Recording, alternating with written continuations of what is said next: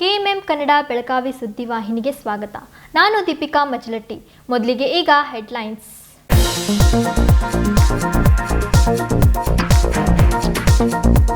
ರಾಜಕೀಯದಲ್ಲಿ junior senior ಪ್ರಶ್ನೆ ಬರೋದಿಲ್ಲ. ಶಾಸಕರು ಯಾರಿಗೆ ಬಹುಮತ ಕೊಡ್ತಾರೋ ಅವರಿಗೆ ಹೈಕಮಾಂಡ್ ಒಪ್ಪೋದು. ಸಿಎಂ ಸ್ಥಾನಕ್ಕೆ ನಾನು ಸ್ಪರ್ಧೆ ಮಾಡ್ತೀನಿ, ಬಿಡೋದಿಲ್ಲ ಎಂದ ಶಾಮನೂರ್.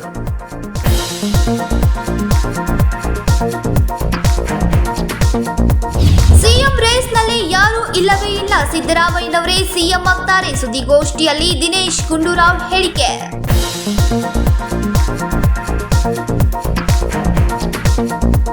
ನಮ್ಮ ಪಕ್ಷದಲ್ಲಿ ಹೈಕಮಾಂಡ್ ಅನ್ನೋದು ಇದೆ, ಶಿಸ್ತು ಎನ್ನುವುದು ಇದೆ. ನಾನು ಕೂಡ ಪಕ್ಷದ ಶಿಸ್ತಿನ ಸಿಪಾಯಿ. ಸುದ್ದಿಗೋಷ್ಠಿಯಲ್ಲಿ ಸಚಿವೆ ಲಕ್ಷ್ಮೀ ಹೆಬ್ಬಾಳ್ಕರ್ ಹೇಳಿಕೆ.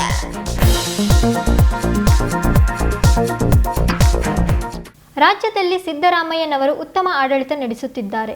ಒಂದು ವೇಳೆ ಸಿಎಂ ಬದಲಾವಣೆ ಪ್ರಸಂಗ ಬಂದರೆ ನಾನೇ ಆಯಾ ಸ್ಥಾನಕ್ಕೆ ಸ್ಪರ್ಧೆ ಮಾಡುತ್ತೇನೆ ಎಂದು ಕಾಂಗ್ರೆಸ್ ಹಿರಿಯ ಶಾಸಕ ಶಾಮನೂರು ಶಿವಶಂಕರಪ್ಪ ಅಚ್ಚರಿಯ ಹೇಳಿಕೆ ನೀಡಿದ್ದಾರೆ.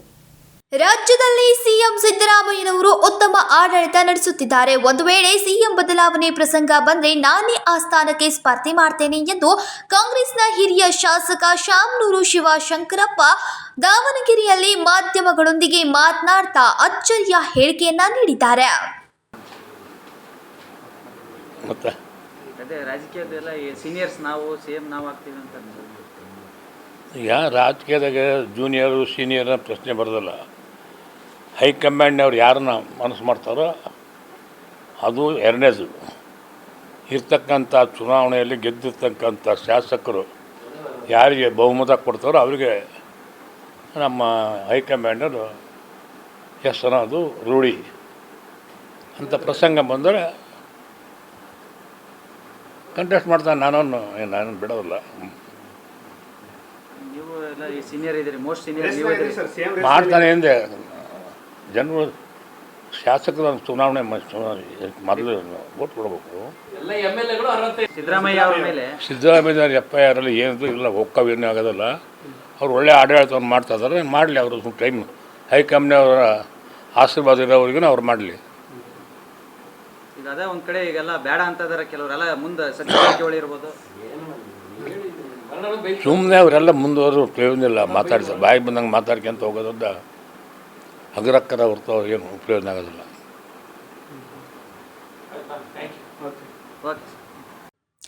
ರಾಜಕೀಯದಲ್ಲಿ ಜೂನಿಯರ್ ಸೀನಿಯರ್ ಅನ್ನೋ ಪ್ರಶ್ನೆ ಇಲ್ಲ. ಶಾಸಕರು ಯಾರಿಗೆ ಬಹುಮತ ಕೊಡ್ತಾರೋ ಅವರಿಗೆ ಹೈಕಮಾಂಡ್ ಒಪ್ಪೋದು. ನಂಗೂ ಸಿಎಂ ಆಗಬೇಕು ಅನ್ನೋ ಆಸೆ ಇದೆ ಎಂದು ಹೇಳಿದ್ರು. ಒಂದು ವೇಳೆ ಸಿಎಂ ಬದಲಾವಣೆ ವಿಚಾರ ಬಂದರೆ ನಾನೇ ಮೊದಲು ಸ್ಪರ್ಧೆ ಮಾಡ್ತೇನೆ. ಈಗ ಸಿದ್ದರಾಮಯ್ಯನವರು ಉತ್ತಮ ಆಡಳಿತ ನಡೆಸುತ್ತಿದ್ದಾರೆ. ಹೈಕಮಾಂಡ್ ಆಶೀರ್ವಾದ ಇರೋವರೆಗೂ ಅವರೇ ಆಡಳಿತ ನಡೆಸಲಿ ಎಂದು ಶಾಮನೂರ್ ಹೇಳಿದ್ರು. ರಾಜಶೇಖರ್ ಹಿರೇಮಠ್, ಕೆಎಂಎಂ ಕನ್ನಡ, ಬೆಳಗಾವಿ. ಸಿಎಂ ರೇಸ್ನಲ್ಲಿ ಯಾರೂ ಇಲ್ಲವೇ ಇಲ್ಲ, ಸಿದ್ದರಾಮಯ್ಯ ಅವರೇ ಸಿಎಂ ಆಗಿರುತ್ತಾರೆ ಎಂದು ಆರೋಗ್ಯ ಸಚಿವ ದಿನೇಶ್ ಗುಂಡೂರಾವ್ ಹೇಳಿದರು. ಬಿಜೆಪಿಯವರಿಗೆ ಸ್ಥಿರ ಸರ್ಕಾರವನ್ನ ಸಹಿಸಿಕೊಳ್ಳಲು ಆಗ್ತಾ ಇಲ್ಲ. ಬಿಜೆಪಿಯವರದ್ದು ಸರ್ಕಾರ ಅಸ್ಥಿರ ಮಾಡುವುದು, ಸರ್ಕಾರ ಬೀಳಿಸೋದು, ಸರ್ಕಾರ ಒಡೆಯುವುದು, ಆಪರೇಷನ್ ಮಾಡುವುದು ಕೇಂದ್ರ ಸರ್ಕಾರದವರಿಗೆ ಇದೇ ಕೆಲಸ ಆಗಿದೆ. ಕರ್ನಾಟಕ ಅಭಿವೃದ್ಧಿ ಕೆಲಸವನ್ನ ಬಿಜೆಪಿ ಮುಖಂಡರು ಮಾಡ್ತಾ ಇಲ್ಲ ಎಂದು ಆರೋಗ್ಯ ಸಚಿವ ದಿನೇಶ್ ಗುಂಡೂರಾವ್ ಆಕ್ರೋಶವನ್ನ ವ್ಯಕ್ತಪಡಿಸಿದ್ರು. ಬೆಳಗಾವಿ ಇವತ್ತು ಖಾನಾಪುರದಲ್ಲಿ ಒಂದು MCH ಆಸ್ಪತ್ರೆ ಉದ್ಘಾಟನೆ ಹಾಗೂ ಖಾನಾಪುರ ಹೊಸ ತಾಲೂಕು ಆಸ್ಪತ್ರೆಯನ್ನು ಕೂಡ ನಾವು ನಮ್ಮ ಸರ್ಕಾರ ಬಂದ ಮೇಲೆ ಅದನ್ನು ಸ್ಯಾಂಕ್ಷನ್ ಮಾಡಿ ಅದರ ಒಂದು ಕಾಮಗಾರಿಯನ್ನು ಪ್ರಾರಂಭ ಮಾಡತಕ್ಕಂಥದ್ದಕ್ಕೆ ಗುದ್ಲಿ ಪೂಜೆಯನ್ನು ಕೂಡ ಇಟ್ಕೊಂಡಿದ್ವಿ. ಸೊ ಹೊಸ ತಾಲೂಕು ಆಸ್ಪತ್ರೆ ಮತ್ತು MCH ಆಸ್ಪತ್ರೆಯ ಲೋಕಾರ್ಪಣೆ ಖಾನಾಪುರದ್ದು. ಅದೇ ರೀತಿ ಅದಕ್ಕೆ ಮೊದಲು ನಾನು ಗೋಕಾಕ್ ಹೋಗಿ ಅಲ್ಲಿರುವಂಥ MCH ಆಸ್ಪತ್ರೆ ಕಾಮಗಾರಿ ಮತ್ತು ಉಳಿದ ಕೆಲವು ತಾಲೂಕು ಆಸ್ಪತ್ರೆ ಕೂಡ ಭೇಟಿ ಕೊಟ್ಟು ವೀಕ್ಷಣೆಯನ್ನು ಕೂಡ ಮಾಡ್ತಾಯಿದ್ದೆ.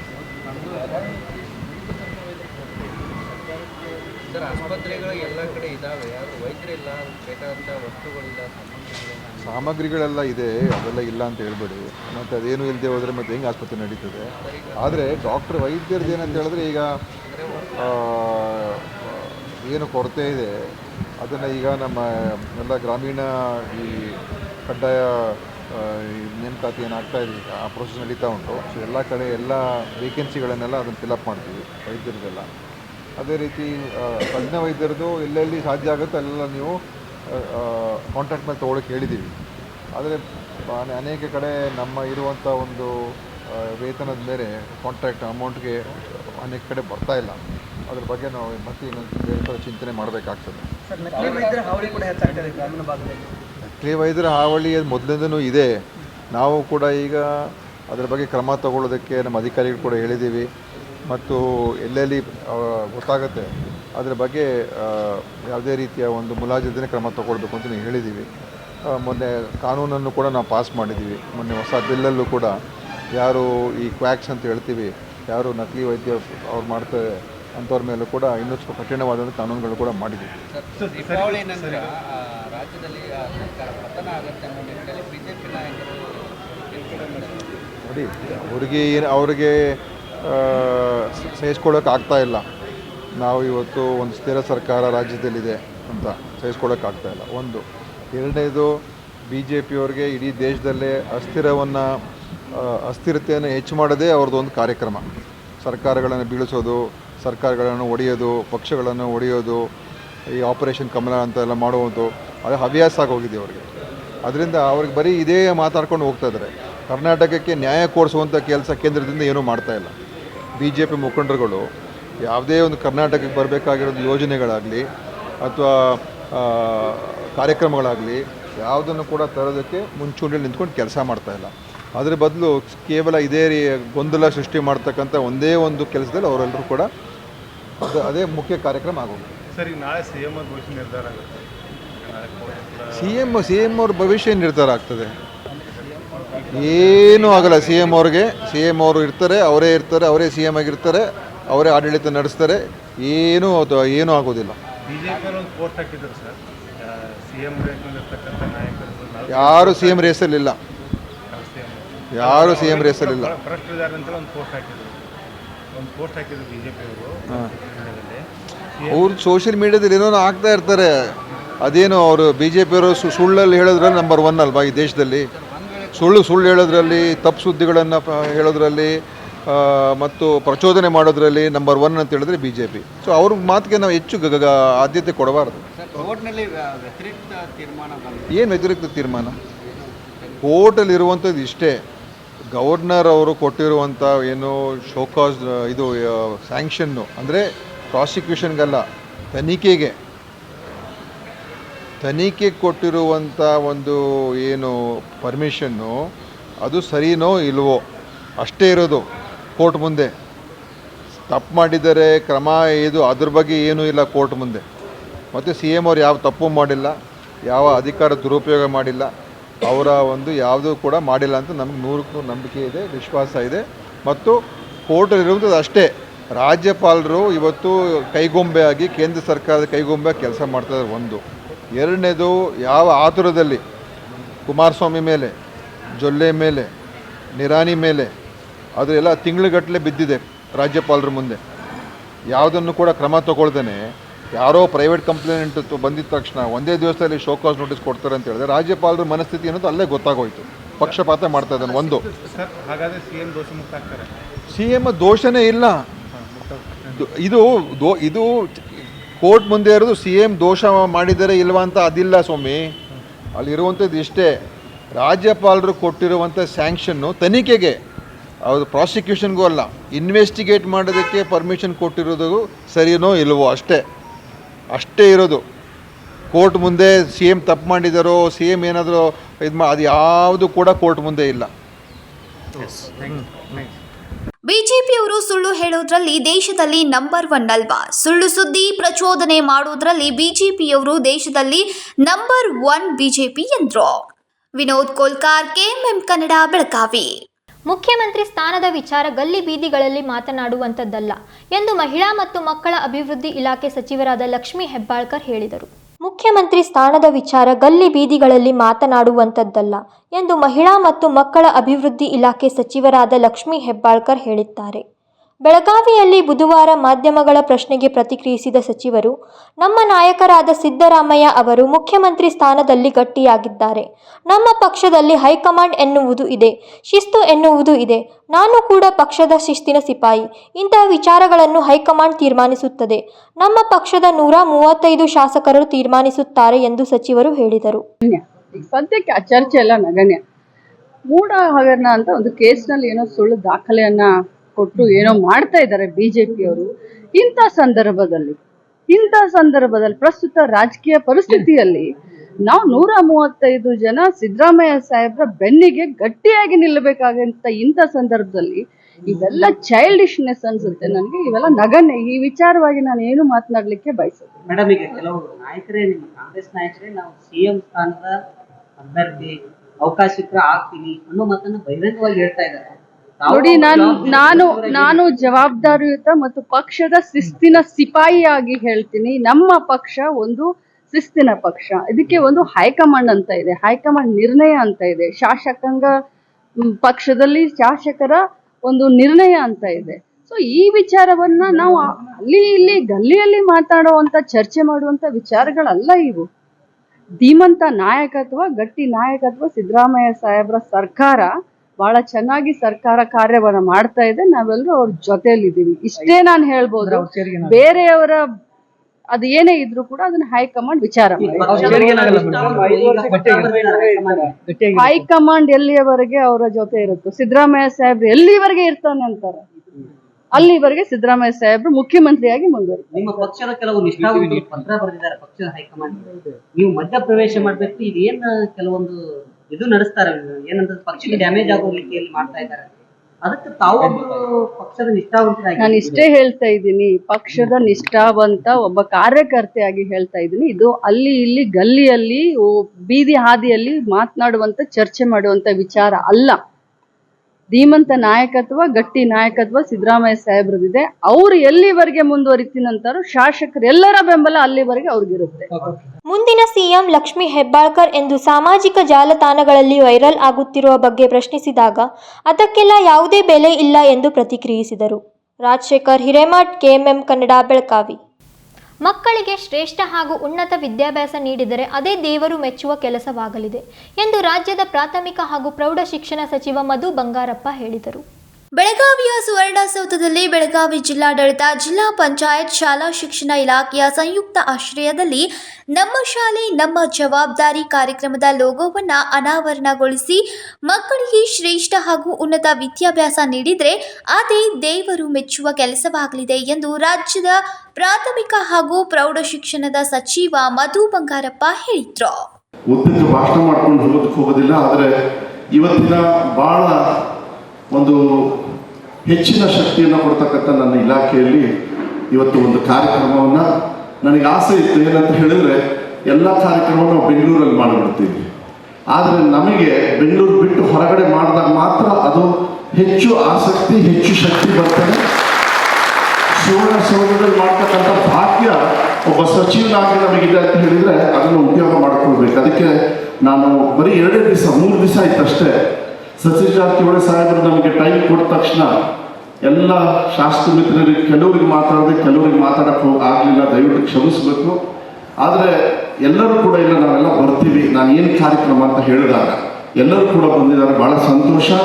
ಇದು ನಮ್ಮ ಸರ್ಕಾರದಿಂದ ಸಹಕಾರ ಪಡೆದಲ್ಲದೆ ಸಾರ್ವಜನಿಕರು ಮತ್ತು ಯಾರು ಆ ಶಾಲೆಯಲ್ಲಿ ಓದಿರ್ತಾರೆ, ಇಲ್ಲ ಆ ಶಾಲೆ ಅವ್ರ ಗ್ರಾಮದಲ್ಲಿರ್ತದೆ, ಅವರಿಂದ ಯಾವ ರೀತಿ ನಮ್ಮ ಶಿಕ್ಷಣ ಇಲಾಖೆಗೆ ನಮ್ಮ ಮಕ್ಕಳನ್ನು ಮುಂದಿನ ದಿಶೆಯಲ್ಲಿ ಒಳ್ಳೆ ಪ್ರಜೆಯಾಗಿ ನಾವು ನೋಡ್ತಕ್ಕಂಥ ವ್ಯವಸ್ಥೆಯಲ್ಲಿ ನಾವೆಲ್ಲರೂ ಕೂಡ ಪಾಲ್ದಾರಾಗ್ತಕ್ಕಂಥ ಒಂದು ಅವಕಾಶವನ್ನು ನಾವು ಕಲ್ಪಿಸಬೇಕು. ಎಷ್ಟೋ ಜನರು ಮಾಡ್ಕೊಂಡು ಬಂದಿದ್ದಾರೆ, ಆದರೆ ಮುಂಚೂಣಿಯಲ್ಲಿ ಅವ್ರನ್ನ ತರ್ತಾ ಇರಲಿಲ್ಲ. ಆದರೆ ಇವತ್ತು ಅವ್ರು ಮುಂಚೂಣಿಯಲ್ಲಿ ತರಬೇಕು, ಇದೊಂದು ಸ್ವಭಾವ ಹಚ್ಕೋಬೇಕು. ಅಂದರೆ ಇದು ಬರೀ ನನ್ನ ಮಕ್ಕಳಿಗೆ ಇಲ್ಲ ನಮ್ಮ ಮಕ್ಕಳಿಗೆ ವಿದ್ಯಾಭ್ಯಾಸ ಕೊಡೋದಲ್ಲ. ನನಗನ್ಸುತ್ತೆ ಬೆಳಗ್ಗೆ ಎದ್ದು ನೀವು ದೇವರು ನೋಡ್ತಿರೋ ಬಿಡ್ತಿರೋ ಗೊತ್ತಿಲ್ಲ, ಮಕ್ಕಳಿಗೆ ವಿದ್ಯಾಭ್ಯಾಸವನ್ನು ಕೊಡಿ, ನಿಜವಾಗ್ಲೂ ಅದು ದೇವರು ಹೋಗ್ತಾರೆ ಅಂತ ಹೇಳಿ ನಾನು ಹೇಳಕ್ಕೆ ಇಷ್ಟಪಡ್ತೀನಿ. ಯಾಕಂದರೆ ನಾವೇನು ಅದು ದೇವರಿಗೆ ಹೋಗಿ ಕೇಳಿದ ತಕ್ಷಣ ದೇವ್ರು ಕೊಡ್ತಾರೆ ಬಿಡ್ತಾರೆ ನನಗೆ ಗೊತ್ತಿಲ್ಲ. ಆದರೆ ಮಕ್ಕಳಿಗೆ ನೀವು ವಿದ್ಯಾಭ್ಯಾಸ ಕೊಡಿ, ಗ್ಯಾರಂಟಿ ನಮಗೆ ಪ್ರಸಾದ ಬಂದೇ ಬರುತ್ತೆ ಅಂತಕ್ಕಂಥದ್ದು ವಿಶ್ವಾಸದ ಮೇಲೆ ನಾನು ಈ ಮಾತನ್ನು ಹೇಳಲಿಕ್ಕೆ ಇಷ್ಟಪಡ್ತೀನಿ. ಸಂಕ್ಷಿಪ್ತವಾಗಿ 1-2 ನಿಮಿಷದಲ್ಲಿ ನನ್ನ ಇಲಾಖೆಯಲ್ಲಿ ಸಾಕಷ್ಟು ಬದಲಾವಣೆನ ನನಗೆ ಮಾನ್ಯ ಸಿದ್ದರಾಮಯ್ಯ ಸಾಹೇಬರು ನನ್ನನ್ನು ಒಂದು ಬಹಳ ದೊಡ್ಡ ಇಲಾಖೆ ಇದು. ಸುಮಾರು 35ರಿಂದ 40% ಅಧಿಕಾರಿ ವರ್ಗದವರು ಇರ್ತಕ್ಕಂಥ ಇಲಾಖೆ.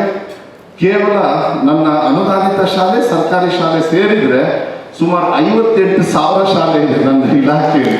ಇಡೀ ರಾಜ್ಯದಲ್ಲಿ ಬಹಳ ಅಮೂಲ್ಯಗಳು ಇದ್ದಾವೆ.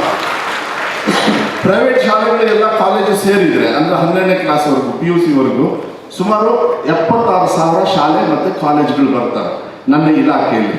ಬರೀ ನನ್ನ ಇಲಾಖೆಯಲ್ಲಿ ಸರ್ಕಾರಿ ಮತ್ತು ಅನುದಾನಿತ ಶಾಲೆ ಅಂದರೆ 56 ಲಕ್ಷ ಮಕ್ಕಳಿದ್ದಾರೆ ನನ್ನ ಇಲಾಖೆಯಲ್ಲಿ. ಅವರಿಗೆ ಸೇವೆ ಮಾಡ್ತಕ್ಕಂಥ ಭಾಗ್ಯ ಇವತ್ತು ಸನ್ಮಾನ್ಯ ಸಿದ್ದರಾಮಯ್ಯ ಸಾಹೇಬರು ಮತ್ತು DK ಶಿವಕುಮಾರ್ ಸಾಹೇಬರು, ನಮ್ಮ ಪಕ್ಷದವರು ಎಲ್ಲ ನಮ್ಮೆಲ್ಲ ಹಿರಿಯರು, ಸತೀಶ್ ಅಣ್ಣವರು ಎಲ್ಲರೂ ಕೂಡ ನನಗೆ ಅವಕಾಶವನ್ನು ಮಾಡಿಕೊಟ್ಟಿದ್ದಾರೆ.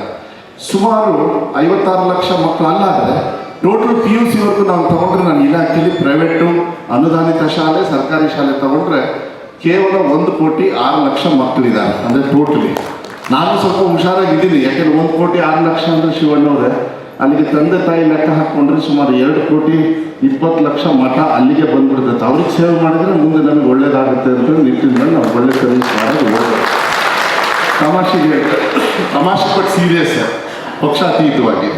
ಆದರೆ ನನ್ನ ಒಬ್ಬ ಸಚಿವನಾದ ಮೇಲೆ ಹಿಂದೆ ಸುಮಾರು ಟೀಚರ್ಸ್ನ ರಿಕ್ರೂಟ್ಮೆಂಟ್ ಮಾಡಿರಲಿಲ್ಲ. ಆದರೆ ನಾನು ಬಂದು 9-9.5 ತಿಂಗಳೊಳಗೆ ಸುಮಾರು 12,500 ಟೀಚರ್ಸ್ನ ರಿಕ್ರೂಟ್ಮೆಂಟ್ ಮಾಡಿ ಇತಿಹಾಸವನ್ನು ಸೃಷ್ಟಿ ಮಾಡಿ ಈಗಾಗಲೇ ಟೀಚರ್ಸು ಮಕ್ಕಳಿಗೆ ಪಾಠ ಹೇಳ್ಕೊಡ್ತಕ್ಕಂಥ ವ್ಯವಸ್ಥೆಯನ್ನು ಮಾನ್ಯ ಸಿದ್ದರಾಮಯ್ಯವರ ಒಂದು ಸಹಕಾರ. ಯಾಕೆಂದರೆ ದುಡ್ಡು ಬೇಕಾಗುತ್ತೆ. ನಾವು 12,500 ಟೀಚರ್ಸ್ ತಗೋಬೇಕಂದ್ರೆ ದುಡ್ಡು ಜಾಸ್ತಿ ಬೇಕಾಗುತ್ತೆ. ಅದನ್ನಾಗಲೇ ಮಾಡಿಕೊಟ್ಟಿದ್ದಾರೆ. SSLC PUCಯಲ್ಲಿ ಯಾಕೆಂದರೆ ನಮ್ಮ ಮಕ್ಕಳು ಫೇಲ್ ಆಗಬಾರ್ದು, ಯಾವಾಗಲೂ ಕೂಡ ಅವ್ರಿಗೆ ಅವಕಾಶ ಕೊಡಬೇಕು. ಅವಕಾಶ ಕೊಡೋದು ನಮ್ಮ ಕರ್ತವ್ಯ. ಅವ್ರ ಹತ್ರ ಟ್ಯಾಲೆಂಟ್ ಇರ್ತದೆ, ಆದರೆ ಅವಕಾಶದ ಕೊರತೆ ಇತ್ತು. ಮುಂಚೆ ಎಲ್ಲ ಬರೀ ಒಂದು ಸಪ್ಲಿಮೆಂಟ್ರಿ ಎಕ್ಸಾಮ್ ನಡೀತಾ ಇತ್ತು.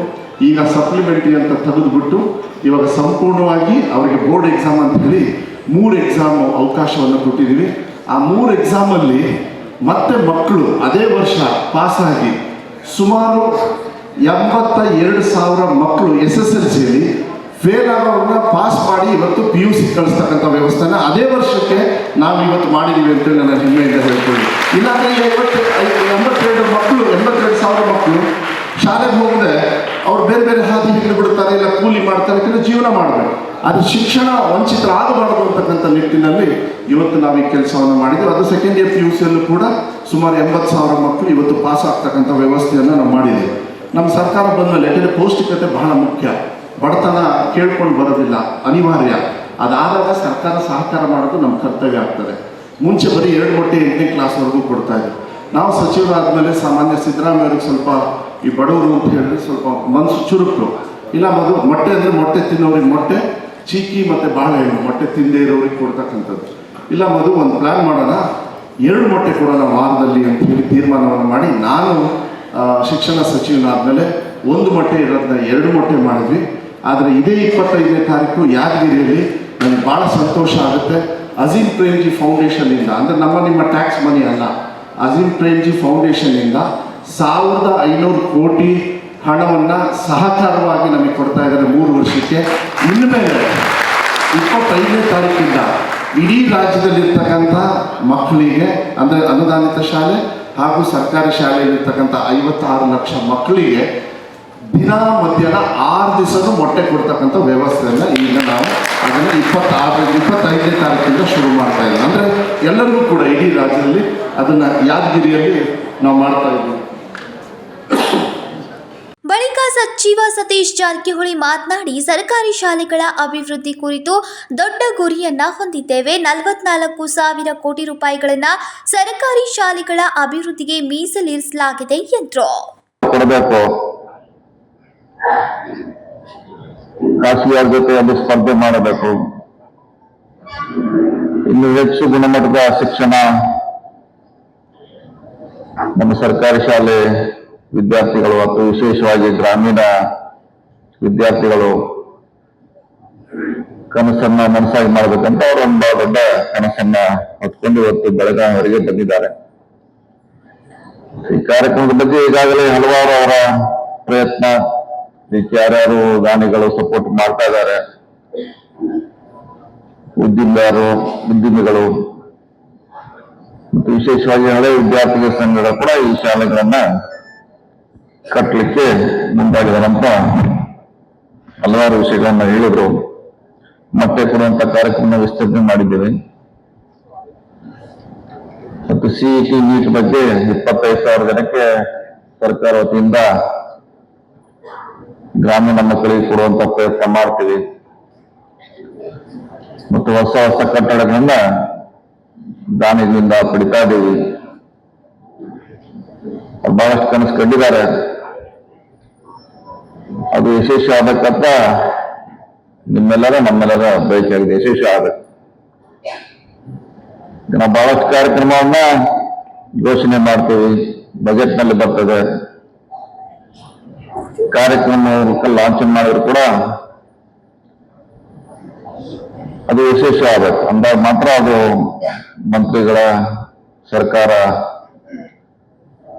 ಹೆಮ್ಮೆ ಪಡುವಂಥದ್ದು ಆಗ್ತದೆ.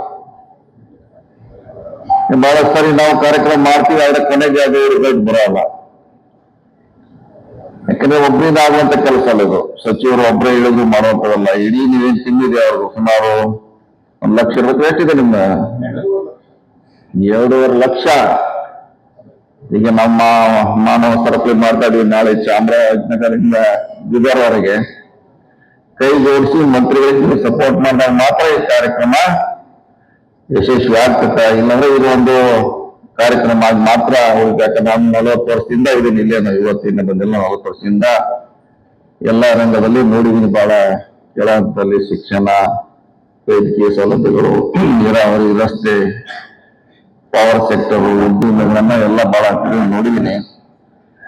ಯಶಸ್ವಿ ಹಾಕೊಂಡು ನೀವೆಲ್ಲ ಸಪೋರ್ಟ್ ಮಾಡಬೇಕು.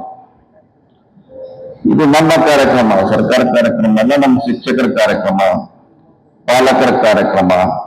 ಕರ್ನಾಟಕದಲ್ಲಿ ವಿಶ್ವಗುರು ಬಸವಣ್ಣನವರು ಸಾಂಸ್ಕೃತಿಕ ರಾಯಭಾರಿ ಎನ್ನಲಾಗಿದೆ. ಹಲವಾರು ಭಾಗ್ಯಗಳನ್ನ ಬಡ ಮಕ್ಕಳ ಬಾಳಲ್ಲಿ ತಂದು ಅವರ ಭಾಗ್ಯವನ್ನೇ ಬದಲಿಸಲಾಗಿದೆ. ಶಿಕ್ಷಣ ಕ್ಷೇತ್ರದಲ್ಲಿ ಆದ ಬದಲಾವಣೆಗಳೊಂದಿಗೆ ಶಿಕ್ಷಕರು ತಮ್ಮನ್ನ ತಾವು ಅಪ್ಗ್ರೇಡ್ ಮಾಡಿಕೊಳ್ಳಬೇಕು. ಕಾಲಕ್ಕೆ ತಕ್ಕಂತೆ ಆಚಾರ ವಿಚಾರಗಳು ಕೂಡ ಬದಲಾಗಬೇಕು ಎಂದು ಸಚಿವೆ ಲಕ್ಷ್ಮೀ ಹೆಬ್ಬಾಳ್ಕರ್ ಕರೆ ನೀಡಿದ್ರು. ಇನ್ನು ಈ ಸಂದರ್ಭದಲ್ಲಿ ಶಾಲಾ ವಿದ್ಯಾರ್ಥಿಗಳ ಸಾಂಸ್ಕೃತಿಕ ಕಾರ್ಯಕ್ರಮಗಳು ನಡೆಯಿತು. ಈ ಸಂದರ್ಭದಲ್ಲಿ ಅನೇಕರು ಗಣ್ಯಮಾನ್ಯರು ಉಪಸ್ಥಿತರಿದ್ದರು.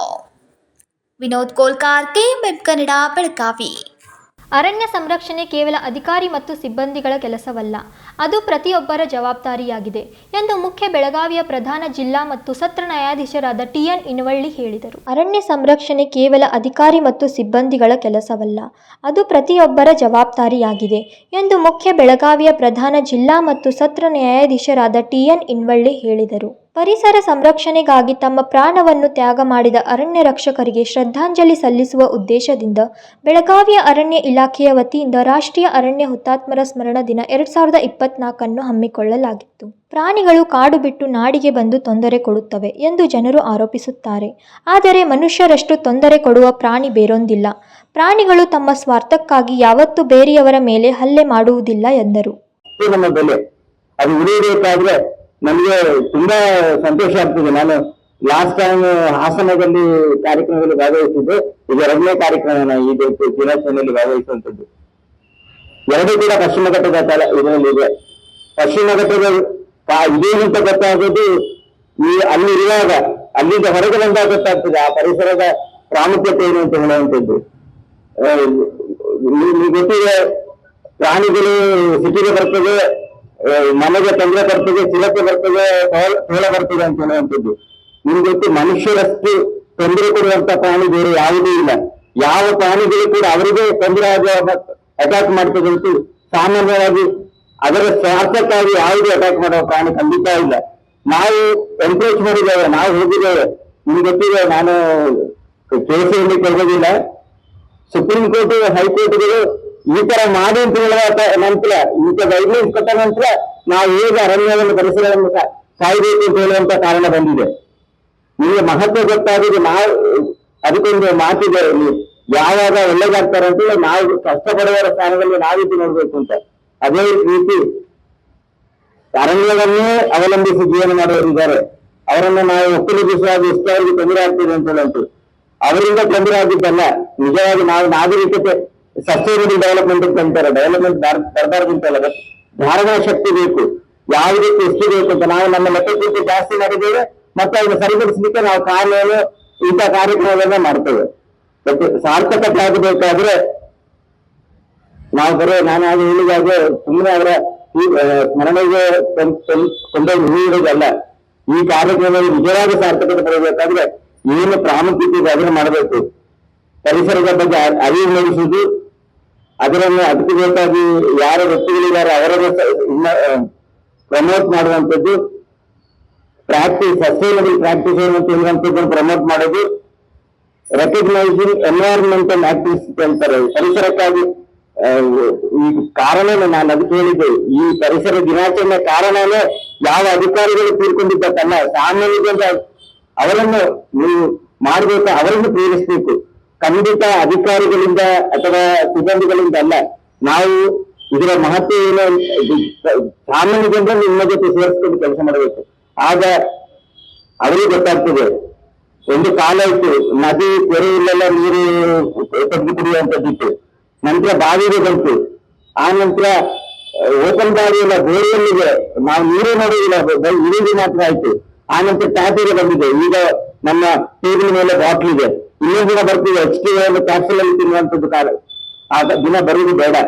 ನಮ್ಮ ಮಕ್ಕಳಿಗೆ ಮರವನ್ನು ಬರೋ ಚಿತ್ರದಲ್ಲಿ ತೋರಿಸುವುದಲ್ಲ, ಇದು ಮರ, ಇದು ಪರಿಸರ ಅಂತ ಹೇಳುವಂಥದ್ದು ಇನ್ನೂ ಇದ್ರೆ ಮಾತ್ರ. ನಿಮ್ಗೆ ಗೊತ್ತಿದೆ, ಕರಾವಳಿ ಕಡೆ ಶಿವಮೊಗ್ಗದ ಕಡೆ ಹೋಗುವಾಗ ಅಥವಾ ಚಿಕ್ಕಮಗಳೂರು ಅಂತ ಕಡೆ ಹೋಗುವಾಗ ಉತ್ತರ ಕರ್ನಾಟಕದ ಬಿಜಾಪುರ ಅಂತ ಹೆಸರಲ್ಲಿ ಹೋಗುದಿಲ್ಲ, ಆ ಏರಿಯಾಕ್ಕೆಲ್ಲ ಹೋಗುವಾಗ ವ್ಯತ್ಯಾಸ ಗೊತ್ತಾಗುತ್ತೆ ನಿಮ್ಗೆ. ಏನು ಪರಿಸರ ಅಂದ್ರೆ ಅದರ ಪ್ರಾಮುಖ್ಯತೆ ಏನು, ಏನು ನಮ್ಮ ನಮ್ಮ ಬುದ್ಧಿವಂತಿಕೆ, ನಮ್ಮ ಪ್ರತಿದಿನದ ಆಲೋಚನೆಯಲ್ಲೂ ಕೂಡ ಪರಿಸರ ನಮ್ಮನ್ನು ಆಲೋಚನೆ ಮಾಡ್ತಿದ್ದಾರೆ. ಪ್ರಾಣ ಅಲ್ಲ, ನಮ್ಮ ವ್ಯಕ್ತಿತ್ವ ಏನು, ನಮ್ಮ ನಡತೆ ಏನು ಅಂತ ಹೇಳುವಂಥದ್ದು ಕೂಡ ವಾತಾವರಣದ ಮೇಲೆ ಡಿಪೆಂಡ್ ಆಗಿರ್ತದೆ. ನಿಮ್ಗೆ ಗೊತ್ತು, ಕರ್ನಾಟಕದಲ್ಲಿ ನಾವು ಸಾಮಾನ್ಯವಾಗಿ 5 ಕಾಲು ಮಾಡಿದ್ರೆ 5.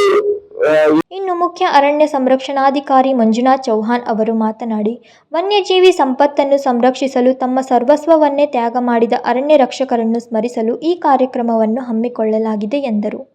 ವನ್ಯಜೀವಿ ಸಂಪತ್ತನ್ನು ಸಂರಕ್ಷಿಸುವಲ್ಲಿ ತಮ್ಮ ಸರ್ವೋಚ್ಚ ತ್ಯಾಗವನ್ನು ಮಾಡಿರುವಂಥದ್ದನ್ನು ನಾವು ಸ್ಮರಿಸುವಂತಹ ಒಂದು ದಿನ. ನಮ್ಮ ರಾಜ್ಯದಲ್ಲಿ ಇಲ್ಲಿವರೆಗೆ ಒಟ್ಟು 61 ಜನರು ಹುತಾತ್ಮರಾಗಿರ್ತಾರೆ. ನಮ್ಮ ವೃತ್ತ ವ್ಯಾಪ್ತಿಯಲ್ಲಿ ನೋಡೋದಾದರೆ ಮೊದಲನೇದಾಗಿ ಶ್ರೀ ಶಂಕರ್ ಮೂಡಲಗಿ ಅಂತ ಹೇಳಿ, ಇವರು 13 ಆಗಸ್ಟ್ 1966 ಇವರು ಗೋಲಿಹಳ್ಳಿ ಬೀಟು, ಆವಾಗ ಅದು ನಾಗರಗಾಣಿ ವಲಯಕ್ಕೆ ಬರ್ತಿತ್ತು, ಈಗ ಗೋಲಿಹಳ್ಳಿ ವಲಯಕ್ಕೆ ಸೇರಿದೆ. ಗೋಲಿಹಳ್ಳಿ ಬೀಟ್ನಲ್ಲಿ ಅರಣ್ಯ ರಕ್ಷಕರಾಗಿ ಕಾರ್ಯನಿರ್ವಹಿಸ್ತಾ ಇದ್ದರು. ಇವರು ಕಾಡಿನಲ್ಲಿ ಎರಡನೇದಾಗಿ 1982 ಆಗಸ್ಟ್ 30ನೇ ತಾರೀಕಿಗೆ ಗುರುಲಿಂಗಯ್ಯ ಈರಪ್ಪ ಹಂಪಯ್ಯ ಅಂತೇಳಿ ಇವರು ಕಾಕ್ತಿ ವಲಯದಲ್ಲಿ ಇವರು ಕೂಡ ಅರಣ್ಯ ರಕ್ಷಕರಾಗಿ ಕಾರ್ಯನಿರ್ವಹಿಸ್ತಾ ಇದ್ದರು. 1983 ಮಾರ್ಚ್ 25ನೇ ತಾರೀಕಿಗೆ ನಜೀರ್ ಬಸ್ರಿಕಟ್ಟಿ ಅಂತ ಹೇಳಿಬಿಟ್ಟು ಇವರು ಖಾನಾಪುರ ವಲಯದ ಮೊದೆಕೊಪ್ಪ ಬೀಟ್ನಲ್ಲಿ ಆವಾಗ ಕರ್ತವ್ಯ ನಿರ್ವಹಿಸ್ತಾ ಇದ್ದರು. ಇವರು ಒಂದು ಚಕ್ರಿ ಗಾಡಿನ ಹಿಡ್ಕೊಂಡು ನಮ್ಮ ಜಾಂಬೋಟಿ ಖಾನಾಪುರ ರಸ್ತೆಯಲ್ಲಿ ಅದನ್ನು ಮರದ ದಿಮ್ಮೆಗಳನ್ನು ಮತ್ತು ಕಳ್ಳರನ್ನು ತೆಗೆದುಕೊಂಡು ಬರುವಂಥ ಸಂದರ್ಭದಲ್ಲಿ ಅವರ ಮೇಲೆಯೂ ಕೂಡ ಮಾರಣಾಂತಿಕ ಹಲ್ಲೆ ಮಾಡಿ ಅವರ ಒಂದು ಮೃತದೇಹವನ್ನು ಅಲ್ಲೇ ನಮ್ಮ ಓತೋಳಿ ಅರಣ್ಯ ಪ್ರದೇಶದಲ್ಲಿ ಎಸೆದು ದುಷ್ಕರ್ಮಿಗಳು ಹೋಗಿರ್ತಾರೆ. 4ನೇದಾಗಿ ಬಸವಣ್ಣಿ ಬಂದಾಯಿ ಅಂತ ಹೇಳಿಬಿಟ್ಟು ಇವರು ಈ ಸಂದರ್ಭದಲ್ಲಿ ಉಪ ಅರಣ್ಯ ಸಂರಕ್ಷಣಾಧಿಕಾರಿ ಮರಿಯ ಕ್ರಿಸ್ತು ರಾಜ ಸೇರಿದಂತೆ ಇನ್ನುಳಿದವರು ಭಾಗಿಯಾಗಿದ್ದರು. ವಿನೋದ್ ಕೋಲ್ಕಾರ್, KMM ಕನ್ನಡ, ಬೆಳಗಾವಿ. ಇದೀಗ ಸಣ್ಣದೊಂದು ವಿರಾಮ. दुल्हन का सिंगार, खूबसूरती की बहार, परंपरा और नयापन का अनोखा मिलाप, ब्राइडल कलेक्शन।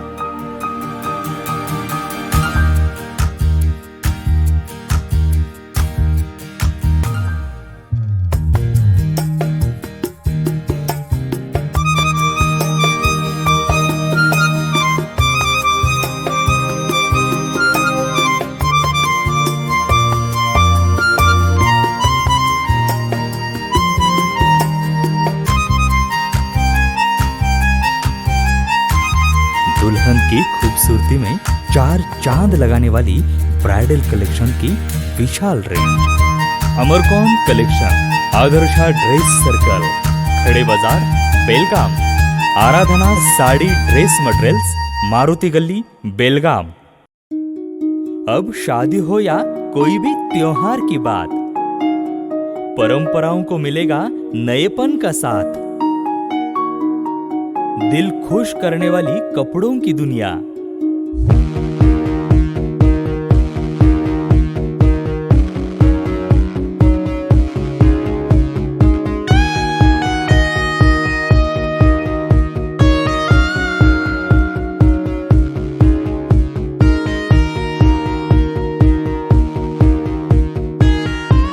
पूरे परिवार के कपड़े खरीदो अब एक ही छत के नीचे। Aradhana sari and dress materials and readymades, Maruti Galli, Belgaum. Sari हर महिलाओं को लुभाने वाली बात। साड़ी तहजीब दिखाती, साड़ी परंपरा संभालती।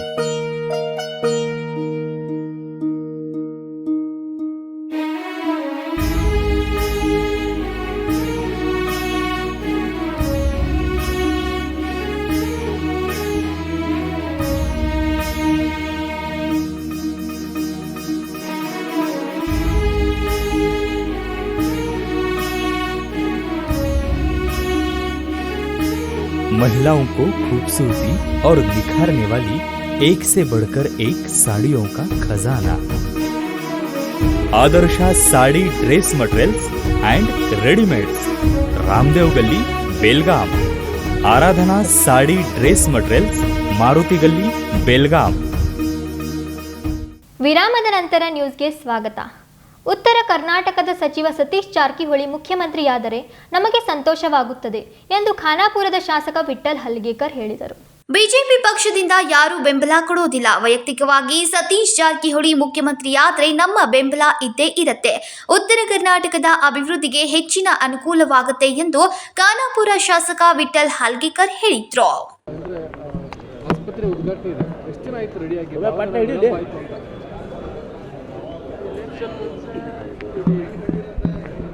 ಆ ಟೈಮ್ನಲ್ಲಿ ಎಲೆಕ್ಷನ್ ಕೂಡ ಕಂಡಕ್ಟ್ ಇದು ಪೆಂಡಿಂಗ್. ನೆಕ್ಸ್ಟ್ ಒಂದು ವರ್ಷ ಸ್ವಲ್ಪ ಎಲ್ಲ ಏನು ಉಪಕರಣ ಇರ್ತಾರೆ ಆ ಬಂದಿಲ್ಲ. ಅದ ಕಾರಣ ನಾ ದುರ್ಲಕ್ಷ್ಯ ಮಾಡಿದ್ದು.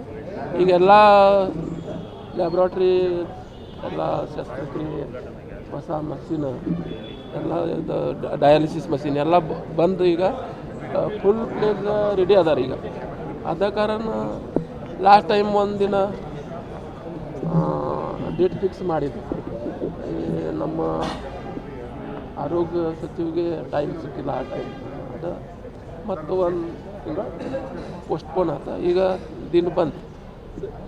ಈಗ ನಾವು ಅಂದರೆ ಈ ಹಿಂದೆ ಚೋರ್ಲಾ ರಸ್ತೆಯನ್ನು ಇನಾಗ್ರೇಟ್ ಮಾಡಿದ್ವಿ, ಆ ರಸ್ತೆಗಳನ್ನು ರಿಪೇರಿ ಮಾಡೋಕ್ಕೆ. ಆ ರಸ್ತೆ ಮತ್ತೆ ಹಾಳಾಗಿದೆ, ರಸ್ತೆ.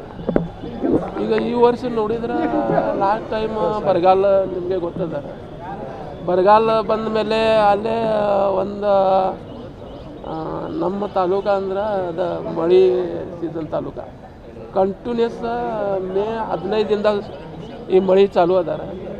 ಈ ಮಳೆ ಬಹುತೇಕ 4 ತಿಂಗಳಾತ. ಈಗ ಏನು ಇದು ರಿಪೇರಿ ಮಾಡಿದ್ರೆ ಅದು ಆಗಂಗಿಲ್ಲ. ಈಗ ಮಳೆ ಆಗಿದ ಮೇಲೆ ಇವರು ಕೆಲಸ ಮಾಡ್ತಾರೆ, ಏನು ಪ್ರಾಬ್ಲಮ್ ಇಲ್ಲ. ರಾಜ್ಯದಲ್ಲಿ CM ಬದಲಾವಣೆ ಆಗ್ತಾರೆ, ಮುಂದಿನ ಮುಖ್ಯಮಂತ್ರಿ ಸತೀಶ್ ಜಾರಕಿಹೊಳಿ ಆಗ್ತಾರೆ ಅನ್ನೋ ಚರ್ಚೆಗಳು, ಅಭಿಯಾನ ಕೂಡ ಸ್ಟಾರ್ಟ್ ಆಗಿರೋದು. ಒಂದು ವೇಳೆ ಸತೀಶ್ ಜಾರಕಿಹೊಳಿ ಆದರೆ ನಾವು ಭಾಳ ಟೈಮ್ ಹೇಳಿದ್ರೆ ನಮ್ಮ ಜಿಲ್ಲಾ ಲೆವೆಲ್ ಯಾರು ಮಿನಿಸ್ಟರ್, ಈ ಚೀಫ್ ಮಿನಿಸ್ಟರ್ ಇದ್ರೆ ನಮಗೆ ನಮ್ಮ ಈಗ ಉತ್ತರ ಕರ್ನಾಟಕದಲ್ಲಿ ಇದು ಚಲೋ ಆಗ್ತಾರೆ. ಪಕ್ಷ ಬಿಟ್ಟು ಇದು ಕೆಲಸ ಮಾಡ್ತಾರೆ. ಅದ ಕಾರಣ ನಮ್ಮ ಸಮೀಪ ಚೀಫ್ ಮಿನಿಸ್ಟರ್ ಆಗಿದ್ರೆ ಭಾಳ ಚಲೋ ಅದ. ಮತ್ತು ಇವರು ಸಾಹೇಬ್ ಇವರು ರೇಸ್ನಲ್ಲಿ ಅದ, ಇವರಿಗೆ ಸಿಗ್ಬೋದು ಅಂತ ಅದ. ಏನು ಪ್ರಾಬ್ಲಮ್ ಇಲ್ಲ, ಯಾಕಂದ್ರೆ ನಮ್ಮ ಸಮೀಪ ಮನುಷ್ಯ ಖುಷಿ ಆಗ್ತದೆ. ಆಮೇಲೆ ಅಭಿವೃದ್ಧಿ ಆಗುತ್ತೆ ಅಂತ ಸರ್ ಅಂದರೆ ಭಾಳ ಹಿಂದುಳಿದ ತಾಲೂಕು ನಮ್ಮ ಕಲಾಪುರ, ಭಾಳ ಹಿಂದುಳಿದೈತಿ ಕಲಾಪುರ, ಅಭಿವೃದ್ಧಿ ಆಗುತ್ತೆ ಅಂದರೆ ಸತೀಶ್ ಜಾರಕಿಹೊಳಿ ಸಿ ಎಂ ಮಾಡೋದು ಆಗ್ಬೋದು. ಯಾಕಂದರೆ ಇವರು ಎಲ್ಲ ಗೊತ್ತ ಸರ್, ಸಮೀಪ ಈಗ ಹೆದ್ದಾರಿ ನೇಬರಿಂಗ್ ಅಂತ ಹೇಳ್ತಿಲ್ಲ, ಇವರು ಬೆಳಗಾಂನಲ್ಲಿ ಕೆಲಸ ಮಾಡ್ತಾರೆ ಮತ್ತು MLC ಆಗಿ ಪೂರಾ ಅಡ್ಡಾಡಿದ್ದೀವಿ. ಬಟ್ ಒಂದು 93 to 99 ಗ್ರಾಮ ಪಂಚಾಯತ್ ಸದಸ್ಯರು ಆ ಟೈಮ್ನಲ್ಲಿ ಇವರು ಈ ಕ್ಷೇತ್ರ ಎಲ್ಲ ನೋಡಿದ್ದಾರೆ. ಸತೀಶ್ ಜಾರಕಿಹೊಳಿ CM ಆದರೆ ನಿಮ್ಮ ಬೆಂಬಲ ಇರುತ್ತೆ? ಬೆಂಬಲ ಅಂದರೆ ಇದು ಬೆಂಬಲ ಅಂದ್ರೆ ನಮ್ಮ ಪಾರ್ಟಿದಿಂದ ಬೆಂಬಲ ಯಾರು ಕೊಡೋಂಗಿಲ್ಲ. ಅದು 136 ಸೀಟ್ ಇವರಿಗೆ ಆಲ್ರೆಡಿ ಅದಾರೆ. ಇದು ಏನು ಬೇರೆ ರಾಜಕೀಯ ಏನು ಆಗಂಗಿಲ್ಲ ಅಲ್ಲಿ. ಪಕ್ಕ ಏನು ಪ್ರಾಬ್ಲಮ್ ಇಲ್ಲ.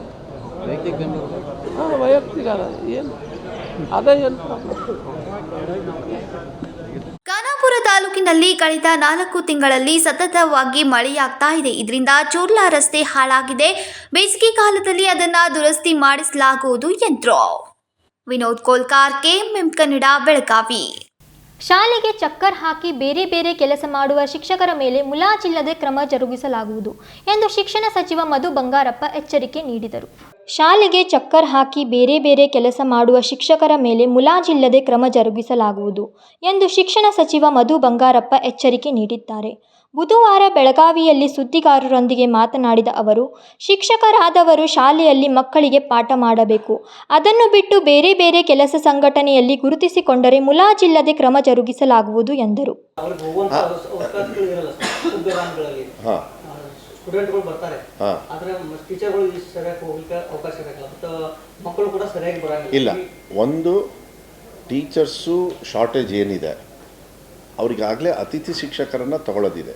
ಎಲ್ಲೂ ಟೀಚರ್ಸ್ ಕೊರತೆ ಇಲ್ಲ, ಒಂದು ತಿಳ್ಕೊಂಬಿಡಿ. ಎಲ್ಲಾದರೂ ಇದ್ದರೆ ಇನ್ನೂ 3,000 ಟೀಚರ್ಸು ಅತಿಥಿ ಶಿಕ್ಷಕರು ಕೊಡ್ತಕ್ಕಂಥ ವ್ಯವಸ್ಥೆ ನಮ್ಮ ಬಜೆಟಲ್ಲಿ ಇನ್ನೂ ಕೂಡ ಇದೆ. ಹಿಸ್ಟ್ರಿಯಲ್ಲಿ 45,000 ಅತಿಥಿ ಶಿಕ್ಷಕರನ್ನು ಸ್ಕೂಲ್ ಸ್ಟಾರ್ಟ್ ಆಗೋಕ್ಕಿಂತ ಮುಂಚೆ ರಿಕ್ರೂಟ್ಮೆಂಟ್ ಮಾಡಿ ಅಂತೇಳಿ, ಅಂದರೆ 1 ವರ್ಷಕ್ಕೆ ಇದೇ ಫಸ್ಟ್ ಟೈಮ್. ಮುಂಚೆ ಎಲ್ಲ ಏನು ಮಾಡೋರು, ಇಷ್ಟೊತ್ತಿಗೆ ತೊಗೊಳ್ಳೋರು, ಅಕ್ಟೋಬರು ಸೆಪ್ಟೆಂಬರು 1.5 ತಿಂಗಳಾದಮೇಲೆ, ಯಾಕೆಂದ್ರೆ ದುಡ್ಡು ಉಳಿಸ್ಬೋದು ಅಂತ.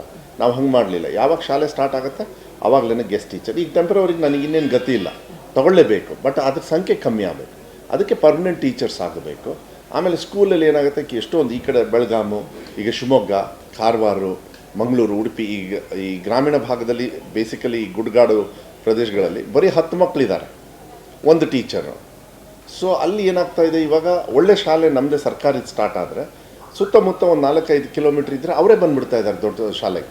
ಎಷ್ಟೋ ಜನರ ಮಕ್ಕಳು ಚಿಕ್ಕ ಶಾಲೆಯಿಂದ ಸರ್ಕಾರಿ ದೊಡ್ಡ ಶಾಲೆಗೆ ಸೇರಿಕೊಂಡಿದ್ದಾರೆ, ಒಂದು 4-5 ಕಿಲೋಮೀಟ್ರ್ ಇದೆ. ಅದು ಒಳ್ಳೇದದು, ಯಾಕೆಂದರೆ ಸರ್ಕಾರಿ ಶಾಲೆಗೆ ಮಕ್ಕಳು ಬರಬೇಕು. ನಾವು ಊಟ ಕೊಡ್ತೀವಿ, ಬಟ್ಟೆ ಕೊಡ್ತೀವಿ, ಬುಕ್ಸ್ ಕೊಡ್ತೀವಿ, ಎಲ್ಲ ಕೊಡ್ತೀವಿ. ಸೊ ಅವ್ರು ಬರ್ತಕ್ಕಂಥ ಫೆಸಿಲಿಟಿ ಕೊಟ್ಟರೆ ಮಾತ್ರ ಬರ್ತಾರೆ. ಮುಂದಿನ ದಿನಗಳಲ್ಲಿ KPS ಶಾಲೆಗಳಿಗೆ ಈವನ್ ಟ್ರಾನ್ಸ್ಪೋರ್ಟೇಷನ್ ಕೊಡಬೇಕು ಅಂತ ವರ್ಕೌಟ್ ಮಾಡ್ತಾಯಿದ್ದೀವಿ. But it will take some time. ಒಂದೇ ಸತಿಗೆ ನಾನು ಅದನ್ನೆಲ್ಲ ಕಮಿಟ್ ಮಾಡೋಕ್ಕೆ ಹೋಗೋದಿಲ್ಲ. ಮಕ್ಕಳಿಗೆ ಸ್ವಲ್ಪ ಒಂದು 5 ಕಿಲೋಮೀಟ್ರ್ ಲೀಡ ಥರ ಬಸ್ ಫೆಸಿಲಿಟಿ ಕೊಟ್ಟರೆ, ಸೊ ಬಂದು ಒಂದೇ ಶಾಲೆಯಲ್ಲಿ LKG UKG ಇಂದ 12ನೇ ಕ್ಲಾಸ್ವರೆಗೂ ಓದ್ತಕ್ಕಂಥ ವ್ಯವಸ್ಥೆ ಚೆನ್ನಾಗಾಗುತ್ತೆ. ಅಂದರೆ 14 ವರ್ಷ ಒಂದೇ ಕಡೆ ಕರ್ನಾಟಕ ಪಬ್ಲಿಕ್ ಶಾಲೆಯಲ್ಲಿ. ಈ LKG UKG ಕಲ್ಯಾಣ ಕರ್ನಾಟಕ ಭಾಗದಲ್ಲಿ 1008 ಓಪನ್ ಮಾಡಿದ್ವಿ, 40,000 ಮಕ್ಕಳು ಅಡ್ಮಿಷನ್ ತೊಗೊಂಡ್ಬಿಟ್ರು. That's a very good initiative. ಇಷ್ಟು ವರ್ಷ ಮಾಡಿರಲಿಲ್ಲ ಯಾರು. ನಾವು ಬರೀ ಕೇವಲ 1 ತಿಂಗಳೊಳಗೆ 40 ದಿವಸದೊಳಗೆ 40,000 ಮಕ್ಕಳು LKG UKGಗೆ ಸೇರ್ಕೊಂಡು, ಅಂದರೆ ಅಲ್ಲಿಂದ ಸ್ಟಾರ್ಟ್ ಆಗಬೇಕು ಅಂತೇಳಿ ಬೈಕೆ ಸಾಮಾನ್ಯ ಜನರದ್ದಿದೆ. ಅದನ್ನು ಇಡೀ ರಾಜ್ಯಕ್ಕೆ ನಾವು ವಿಸ್ತರಣೆ ನಾವು ಮಾಡೋದ್ರ ಜೊತೆಗೆ ಮಕ್ಕಳ ಕಲ್ಯಾಣ ಡಿಪಾರ್ಟ್ಮೆಂಟ್ ಇದು ಕೂಡ ಲಕ್ಷ್ಮೀ ಹೆಬ್ಬಾಳ್ಕರ್ ಅವ್ರಿಗೂ ಕೂಡ ಮಾತಾಡಿದ್ವಿ. ಅವರೇ ಸ್ಟಾರ್ಟ್ ಮಾಡಿದ್ರು LKG UKG. ನಮಗೂ ನೋ ಪ್ರಾಬ್ಲಮ್. ಇಲ್ಲಾಂದರೆ ನನ್ನ ವ್ಯಾಪ್ತಿಯಲ್ಲಿ ನನ್ನ ಜಾಗದಲ್ಲೇ ಜಾಗ ಇತ್ತು ಅಂದರೆ ನಾವೇ ಶುರು ಮಾಡಬೇಕು. LKG UKGಯಿಂದ ಕೊಟ್ಟರೆ ಮಕ್ಕಳು ಅಲ್ಲೇ ಸ್ಟಾರ್ಟ್ ಆಗ್ತಾರೆ. LKG UKG ಇಲ್ಲ ಅಂದ ತಕ್ಷಣ ಪ್ರೈವೇಟ್ ಶಾಲೆಗೆ ಹೋಗ್ತಾರೆ, ಅಲ್ಲಿಂದ ಪ್ರೈವೇಟಿಗೆ ಅಡ್ಜಸ್ಟ್ ಆಗಿಬಿಡ್ತಾರೆ. ಅದಕ್ಕೆ ಸರ್ಕಾರದ ಶಾಲೆಯಲ್ಲಿ ವ್ಯವಸ್ಥೆಯನ್ನು ಕೊಡಬೇಕು ಅಂಥೇಳಿ ಬದಲಾವಣೆ ಮಾಡಿದ್ವಿ. ಇದು ಒಳ್ಳೆ ಇನಿಷಿಯೇಟಿವ್. ಮುಂದಿನ ವರ್ಷದಲ್ಲೂ ಕೂಡ ಮಾಡ್ತಕ್ಕಂಥ ವ್ಯವಸ್ಥೆ. ದೀಪಾವಳಿ ನಂತರ ಸರ್ಕಾರ ಪತನ ಆಗುತ್ತೆ ಎಂಬ ಬಿಜೆಪಿ ನಾಯಕರು ಹೇಳಿಕೆ ವಿಚಾರಕ್ಕೆ ಉತ್ತರಿಸಿದ ಅವರು, ಬಿಜೆಪಿಯವರು ಇನ್ನು 4 ದೀಪಾವಳಿ ಕಾಯಬೇಕು, ಅಲ್ಲಿಯವರೆಗೆ ಮನೆಯಲ್ಲಿ ದೀಪಾವಳಿ ಮಾಡೋಕೆ ಹೇಳಿ ಎಂದು ಮಧು ಬಂಗಾರಪ್ಪ ವ್ಯಂಗ್ಯವಾಡಿದರು. ವಿನೋದ್ ಕೋಲ್ಕಾರ್, KMM ಕನ್ನಡ, ಬೆಳಗಾವಿ. ಜಿಲ್ಲೆಯಲ್ಲಿ ಮಾತ್ರವಲ್ಲದೆ ರಾಜ್ಯದಲ್ಲಿ ನಕಲಿ ವೈದ್ಯರ ಹಾವಳಿ ಹೆಚ್ಚಾಗಿದೆ. ನಕಲಿ ವೈದ್ಯರ ವಿರುದ್ಧ ಕ್ರಮ ಕೈಗೊಳ್ಳಲು ಆರೋಗ್ಯ ಇಲಾಖೆಯ ಅಧಿಕಾರಿಗಳಿಗೆ ಸೂಚನೆ ನೀಡಲಾಗಿದೆ ಎಂದು ಆರೋಗ್ಯ ಸಚಿವ ದಿನೇಶ್ ಗುಂಡೂರಾವ್ ಹೇಳಿದರು. ಪಾರಂಪರಿಕ ವೈದ್ಯ ವೃತ್ತಿಯನ್ನ ಕೆಲವರು ಮಾಡಿಕೊಂಡು ಬಂದಿರ್ತಾರೆ, ಇನ್ನು ಕೆಲವರು ನಾಟಿ ವೈದ್ಯವನ್ನ ಮಾಡ್ತಾ ಇದ್ದಾರೆ. ಎಲ್ಲ ಕಡೆ ಕಡ್ಡಾಯವಾಗಿ ಅಧಿಕೃತವಾಗಿ ಇರುವ ವೈದ್ಯರು ತಮ್ಮ ಆಸ್ಪತ್ರೆಯಲ್ಲಿ ನೀಲಿ ಹಾಗೂ ಹಸಿರು ಬಣ್ಣದ ನಾಮಫಲಕ ಅಳವಡಿಸಬೇಕೆಂದು ಸೂಚನೆ ನೀಡಲಾಗಿದೆ. ನಕಲಿ ವೈದ್ಯರ ವಿರುದ್ಧ ಮುಲಾಜಿಲ್ಲದೆ ಕ್ರಮ ಜರುಗಿಸಲಾಗುವುದು ಎಂದು ಆರೋಗ್ಯ ಸಚಿವ ದಿನೇಶ್ ಗುಂಡೂರಾವ್ ಬುಧವಾರ ಗೋಕಾಕ್ ನಗರದಲ್ಲಿ ಸುದ್ದಿಗಾರರೊಂದಿಗೆ ಮಾತನಾಡ್ತಾ ಹೇಳಿದ್ರು. ಒಬ್ಬರು ನೋಡ್ತಾರೆ ಅದ್ರ ಕಂಟಿನ್ಯೂ ಆಗುತ್ತೆ ಸರ್. ಅವರು ನಕಲಿ ವೈದ್ಯರು ಹಾಂ ಸರ್, ನಕಲಿ ವೈದ್ಯರು ಸಮಸ್ಯೆ ಅಂತ ಹೇಳಿದ್ರೆ ಕೆಲವರು ಈ ಪಾರಂಪರಿಕ ವೈದ್ಯ ಪದ್ಧತಿಗಳಲ್ಲಿ ಅವರು ಮಾಡ್ಕೊಂಡು ಬಂದಿರ್ತಾರೆ. ಕೆಲವರು ಏನೋ ಈ ನಾಟಿ ವೈದ್ಯ ಅವ್ರು ಮಾಡ್ತಾರೆ.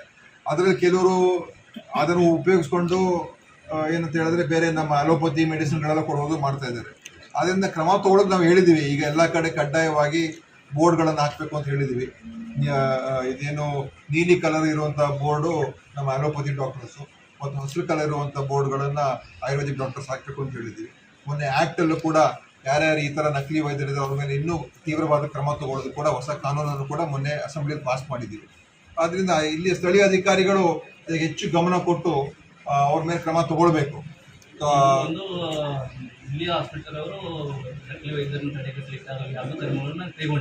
ನಾನು ಬಗ್ಗೆ ಪರಿಶೀಲನೆ ಮಾಡ್ತೀನಿ. ಪ್ರಾಥಮಿಕ ವೈದ್ಯರು ಸರ್ ಏನ್ ಮಾಡ್ತಾ ಇದ್ದಾರೆ, ತಮ್ಮ ಕೊಡ್ತಾರೆ ಆದರೆ ಪ್ರೈವೇಟ್ ಹಾಸ್ಪಿಟಲ್ ವರ್ಕ್ ಮಾಡ್ತಾ ಇದ್ದಾರೆ ಸರ್.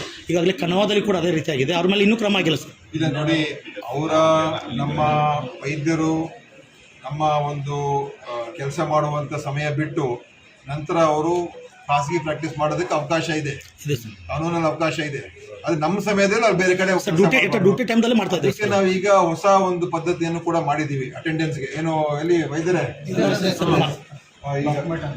ಮಾಧ್ಯಮದಲ್ಲಿ ಕೂಡ ಪ್ರಸಾರ ಆಗಿದೆ ಸರ್. ಅವರು ತಮ್ಮ ಕೊಟ್ಬಿಟ್ಟು ಎಲ್ಲಿಂದ ಬೇಕಾದ್ರೆ ತಮ್ಮ ಕೊಡ್ಬೋದಾಗಿತ್ತು. ಈಗ ಆ ತಮ್ಮ ಎಲ್ಲಿಂದ ಕೊಟ್ಟಿದ್ದಾರೆ ಅಂತ ಕೂಡ ಅದು ಜಿಯೋ ಫೆನ್ಸ್ ಅಂತ ಮಾಡಿದ್ದೀವಿ.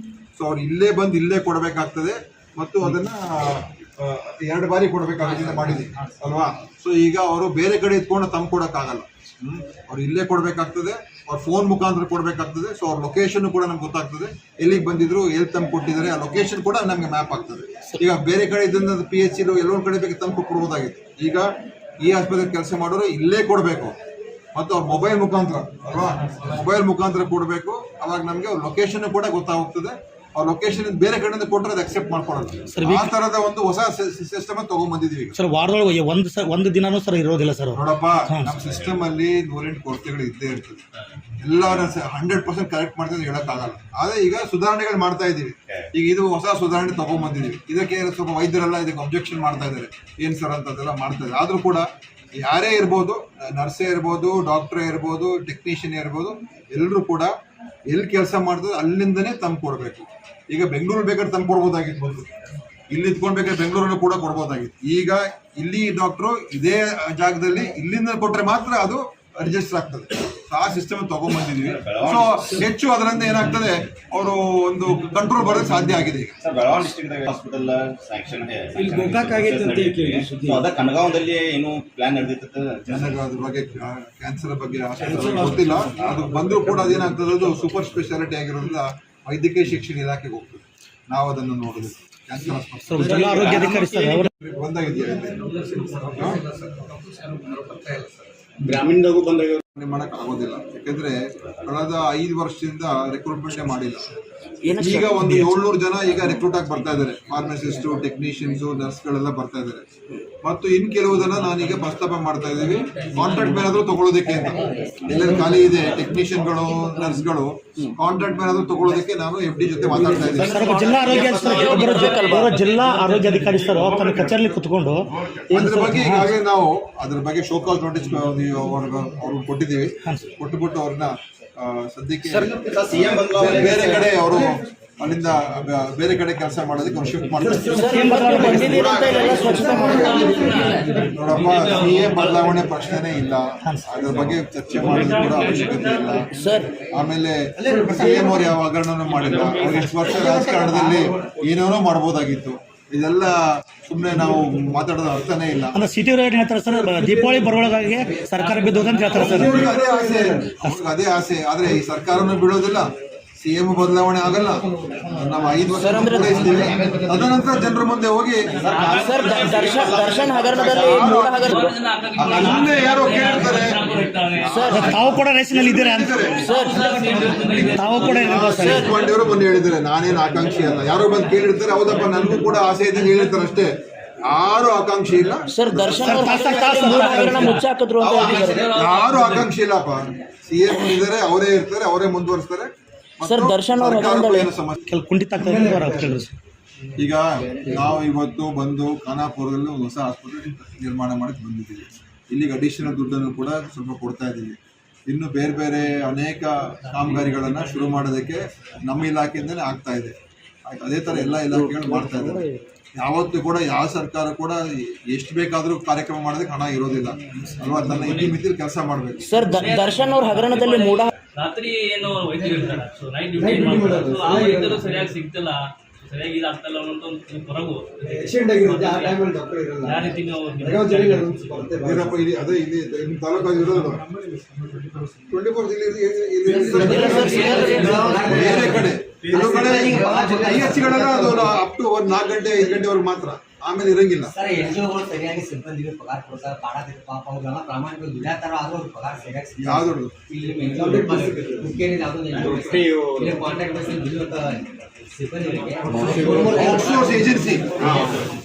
ಏಜೆನ್ಸಿ ಶ್ರಮ ತಗೋಬೇಕು ಸರ್. ಯಾಕಂದ್ರೆ ಫಸ್ಟ್ ಭಾಳ ನಷ್ಟವಿರುವಾಗ ಅವ್ರು ಕೆಲಸ ಮಾಡಿ ಅವರು ಸರಿಯಾಗಿ ಪಗಾರ ಈಗ ಅದ್ರ ಬಗ್ಗೆ ಈಗ ಅನೇಕ ಕಡೆ ಏಜೆನ್ಸಿಗಳು ಸರಿಯಾಗಿ ಕೆಲಸ ಮಾಡ್ತಾರೆ ಹೇಳ್ತಾ ಇದ್ದಾರೆ. ಅದಕ್ಕೋಸ್ಕರ ನಾವೀಗ ಈ ಸಂಬಳಗಳನ್ನ ನೇರವಾಗಿ ಅವ್ರಿಗೆ ಕೊಡೋ ಮಾಡಿದ್ರೆ ಸರಿ ಹೋಗ್ಬೋದು ಅಂತ ಅದ್ರ ಬಗ್ಗೆ ನಾವು ಈಗ ಚರ್ಚೆ ಮಾಡ್ತೀವಿ. ಸರ್ ಬಹುಬೇಡಿಕೆ ಸರ್ ಗೋಕಾಕ್ ಜಿಲ್ಲಾ ಬಗ್ಗೆ ಸರ್ಕಾರ ಮಾಡಿದ್ರೆ ಚರ್ಚೆ ಆಗಿದೆ ಜಿಲ್ಲೆ ಸ್ಥಳೀಯರೇ ಮಾತಾಡ್ತಾರೆ ಸರ್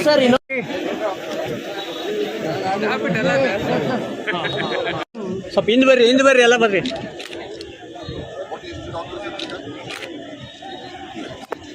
ಮೊಬೈಲ್ ನಕಲಿ ವೈದ್ಯರ ಹಾವಳಿ ಜಿಲ್ಲೆಯಲ್ಲಿ ಮಾತ್ರವಲ್ಲ ರಾಜ್ಯದಲ್ಲಿ ಕೂಡ ಹೆಚ್ಚಾಗಿದೆ. ನಕಲಿ ವೈದ್ಯರ ಮೇಲೆ ಕ್ರಮಗಳನ್ನು ಕೈಗೊಳ್ಳಲು ಸದನದಲ್ಲಿ ಕಠಿಣ ಕಾನೂನು ಕ್ರಮ ಜರುಗಿಸುವ ಕಾಯ್ದೆ ಜಾರಿಗೆ ತರಲಾಗಿದೆ ಎಂದರು. ರಾಜಶೇಖರ್ ಹಿರೇಮಠ್, KMM ಕನ್ನಡ, ಬೆಳಗಾವಿ. ರಾಜ್ಯದಲ್ಲಿ ಸಿಎಂ ಬದಲಾವಣೆಯಾಗುವುದಿಲ್ಲ, ಮುಖ್ಯಮಂತ್ರಿ ಸಿದ್ದರಾಮಯ್ಯನವರೇ ಮುಂದುವರಿಯುತ್ತಾರೆ ಎಂದು ಶಾಸಕ ವಿಶ್ವಾಸ್ ವೈದ್ಯ ಹೇಳಿದರು. ರಾಜ್ಯದಲ್ಲಿ ಸಿಎಂ ಬದಲಾವಣೆಯಾಗುವುದಿಲ್ಲ, ಮುಖ್ಯಮಂತ್ರಿ ಸಿದ್ದರಾಮಯ್ಯನವರೇ ಮುಂದುವರಿಯುತ್ತಾರೆ ಎಂದು ಶಾಸಕ ವಿಶ್ವಾಸ್ ವೈದ್ಯ ಹೇಳಿದರು. ಬುಧವಾರ ಬೆಳಗಾವಿ ಪ್ರವಾಸಿ ಮಂದಿರದಲ್ಲಿ ಸುದ್ದಿಗಾರರೊಂದಿಗೆ ಮಾತನಾಡಿದರು. ಅಲ್ಲ ಈಗ ಅದರ ರೀತಿಯಲ್ಲ ಅವ್ರು ಇದ್ದಾರಲ್ಲ, ಈಗ ಅವರೇ CM ಇದ್ದಾರೆ. ಈಗ ಸ್ವತಃ ಸತೀಶ್ ಜಾರಕಿಹೊಳಿ ಹೇಳಿದ್ದಾರೆ, ಅವರೇ CM ಆಗಿ ಮುಂದುವರಿದ್ದಾರೆ. 2028ರಲ್ಲಿ ಕ್ಲೇಮ್ ಮಾಡಿದ್ದಾರೆ ಅವರೇ ಹೇಳಿದ್ದಾರೆ. ಸುಮ್ಮನೆ ನೀವು ಅದೇನು ಆ ರೀತಿಯನ್ನು ಆಗಲಿಕ್ಕಿಲ್ಲ ಅಂತ ಅನಿಸುತ್ತೆ. ಅನಿರೀಕ್ಷಿತವಾಗಿ ರಾಜಕೀಯ ಬೆಳವಣಿಗೆ ಆದರೆ ಅವಾಗ ಸತೀಶ್ ಜಾರಕಿಹೊಳಿ CM ಆಗೋದು ಖಚಿತ. ಅದೆಲ್ಲ ಹೈಕಮಾಂಡ್ ಬಿಟ್ಟಿದ್ದು ಸರ್. ಹೈಕಮಾಂಡ್ಲವ್ರು ಏನು ನಿರ್ಧಾರ ತಗೋತಾರೆ ಅದ್ರ ಮೇಲೆ ಡಿಪೆಂಡ್. ಅದನ್ನು ನಾವೆಲ್ಲ ಈಗ ಫ್ರೆಷರ್ಸ್ ಅದೆಲ್ಲ ಹೇಳೋಕ್ಕಾಗಲ್ಲ. ಸಪೋರ್ಟ್ ನೋಡಿರಿ, ನಮ್ಮ ಜಿಲ್ಲೆಯವರೊಬ್ರು ಆಗ್ತಾರೆ ಅಂದ್ರೆ ಅದು ದೊಡ್ಡ ಹೆಮ್ಮೆ ವಿಷಯ ಅಲ್ಲ. ಅದರದ್ದೇನು ಎರಡು ಮಾತಿಲ್ಲ. ನೋಡೋಣ, ಕಾದು ನೋಡೋಣ. ಇವರೇ ಮುಖ್ಯಮಂತ್ರಿಯಾಗಿ ಅವರಿಗೆ ಏನೂ ತೊಂದರೆ ಆಗಲ್ಲ. ಯಾಕಂದರೆ ನಮ್ಮ ಸಿದ್ದರಾಮಯ್ಯನವರು ಯಾವುದೇ ರೀತಿಯಿಂದ ಕಪ್ಪು ಚುಕ್ಕಿ ಇಲ್ಲ ಅಂತ 40 ವರ್ಷ ಆಡಳಿತನ ಮಾಡ್ತಾ ಬಂದಿದ್ದಾರೆ. ಆ ರೀತಿ ಯಾವ ರೀತಿ ಆಗಲ್ಲ. ಯಾಕಂದರೆ ಇನ್ನೂ BJPಯಲ್ಲಿ ಸಾಕಷ್ಟು ಹಗರಣಗಳನ್ನ ಕೇಳಿದ್ವಿ. ಇನ್ನೂ 2-3 ವರ್ಷ ಆದರೂ ಸದ್ಯಕ್ಕೆ ಅದನ್ನು ಪ್ರಾಸಿಕ್ಯೂಷನ್ ಅನುಮತಿ ಕೊಟ್ಟಿಲ್ಲ. ಇವರಿಗೆ ಸಡನ್ನಾಗಿ ರಾತ್ರಿ ಶೋಕಾಸ್ ನೋಟಿಸ್ ಕೊಟ್ಟು ಇವರಿಗೆ ಅನ್ಯಾಯ ಆಗಿದೆ. ಯಾಕಂದರೆ ಅವ್ರ ಹಿಂದೆ ರಾಜ್ಯದ ಜನ, ಅವ್ರ ಹಿಂದೆ ಎಲ್ಲ ಹಿಂದೂ ಸಮಾಜ ಆಗಿರ್ಬೋದು, ಎಲ್ಲ ವರ್ಗದವರು ಸನ್ಮಾನ್ಯ ಸಿದ್ದರಾಮಯ್ಯನವ್ರ ಬೆನ್ನಲ್ಲಿ ನಿಂತಿದೆ. ಮತ್ತು ಈಗ 4 ಮಂದಿ ಜನ ಕಮಿಟಿ ಮಾಡಿ ಭಾರತೀಯ ಜನತಾ ಪಾರ್ಟಿ ಅವ್ರು ಏನೇನು ಮಾಡಿದ್ದಾರೆ ಅವನ್ನೆಲ್ಲ ಹೊರತೆಗೆಯುವಂಥ ಪ್ರಯತ್ನ ಮಾಡ್ತಾರೆ. ಅದಕ್ಕೆಲ್ಲ ಕಾನೂನು ಹೋರಾಟ ಕೂಡ ಹಂಗೇನ ಸಂದರ್ಭದಲ್ಲಿ ಸುದ್ದಿ ಕಾನೂನು ಹೋರಾಟ ಮಾಡೋಕ್ಕೆ ಸುದ್ದಿ ರೆಡಿ ಅದಾರೆ. ಸತೀಶ್ ಜಾರಕಿಹೊಳಿ ನಾಯಕತ್ವ ಇದೆಯಾ ರಾಜ್ಯವನ್ನು ನಿರ್ವಹಿಸುವುದು? ಇದೆ ಸರ್. ಅಂದಲ್ಲೇ ಮತ್ತು ಎಷ್ಟು ಎಲ್ಲ ಕಡೆ ಇಡೀ ರಾಜ್ಯ ತುಂಬ ಅಡ್ಡಾಡ್ತಾರೆ, ಎಲ್ಲ ಮಾಡ್ತಾರೆ, ಸಂಘಟನೆ ಮಾಡಿದ್ದಾರೆ. ಒಳ್ಳೆ ಒಳ್ಳೆ ಲೀಡರ್ ಸರ್. ಮತ್ತು ಎಲ್ಲ ನಮ್ಮ ಬೆಳಗಾವಿ ಜಿಲ್ಲೆಯಲ್ಲಿ ನಾವೆಲ್ಲ ಮತ್ತು ಅವ್ರ ಫಾಲೋವರ್ಸ್ ಅಲ್ಲ, ಅದ್ರಾಗೇನು ಎರಡು ಮಾತಿಲ್ಲ. ನಾಳೆ CM ರೇಸ್ ಏನಾದರೂ ಸತೀಶ್ ಜಾರಕಿಹೊಳಿ ಬನ್ನಿ ನಿಲ್ತಾರೆ ಅಲ್ಲಿ ಬೆಳಗಾವಿ ಜಿಲ್ಲೆಯವರು ನಮ್ಮ ಜಿಲ್ಲೆದವ್ರು ಆಗ್ತಾರೆ ಅಂದ್ರೆ ಎಲ್ಲರೂ ನಿಲ್ತಾರೆ, ಅದ್ರಾಗೇನು ಎರಡು ಮಾತಿಲ್ಲ. ಎಲ್ಲ ಶಾಸಕರು ಬೆಂಬಲಿಸಿದ್ದಾರೆ. ಇರುತ್ತೆ. ಉತ್ತರ ಕರ್ನಾಟಕ ಡೆವಲಪ್ ಆಗ್ತದೆ ಅಂದ್ರೆ ಆಗ್ತೈತಿ. ಆದರೆ ಎಲ್ಲ ಹೈಕಮಾಂಡ್ ಬಿಟ್ಟೆ ಒಂದೇ ಮಾತು ಸಿದ್ದರಾಮಯ್ಯನವರೇ ಕಂಟಿನ್ಯೂ ಆಗ್ತಾರೆ, ಎರಡು ಮಾತಿಲ್ಲ. Thank you. ಕರ್ನಾಟಕದವರು ಸಿಎಂ ಆಗಬೇಕಾದರೆ ಸತೀಶ್ ಜಾರಕಿಹೊಳಿ ಸೂಕ್ತ ವ್ಯಕ್ತಿ. ಆದರೆ ಈಗ ಸಿಎಂ ಬದಲಾವಣೆ ಆಗುವುದಿಲ್ಲ ಎಂದರು. ವಿನೋದ್ ಕೋಲ್ಕಾರ್, KMM ಕನ್ನಡ, ಬೆಳಗಾವಿ. ಇದೀಗ ಮತ್ತೊಮ್ಮೆ ಸಣ್ಣದೊಂದು ವಿರಾಮ.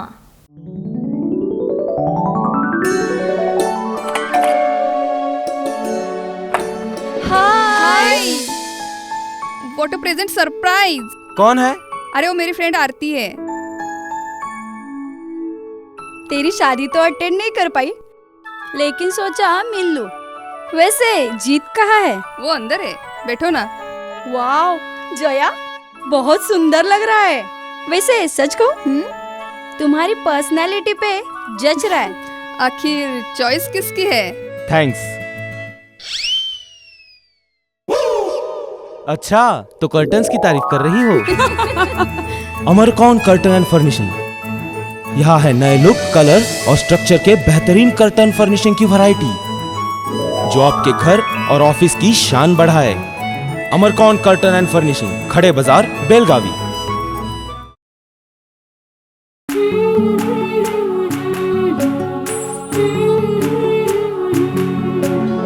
थोड़ी सी महकी, थोड़ी सी बहकी, रुत अनोखी है।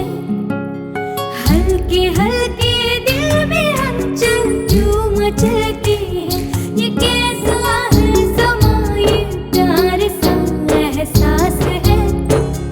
ये किसकी पलकों में है, तस्वीरें कैसी नुमाइश है। आराधना, मारुति गली, बेलगाव। वस्त्रों का संगम, सुंदर सलोना, मन भाई आराधना।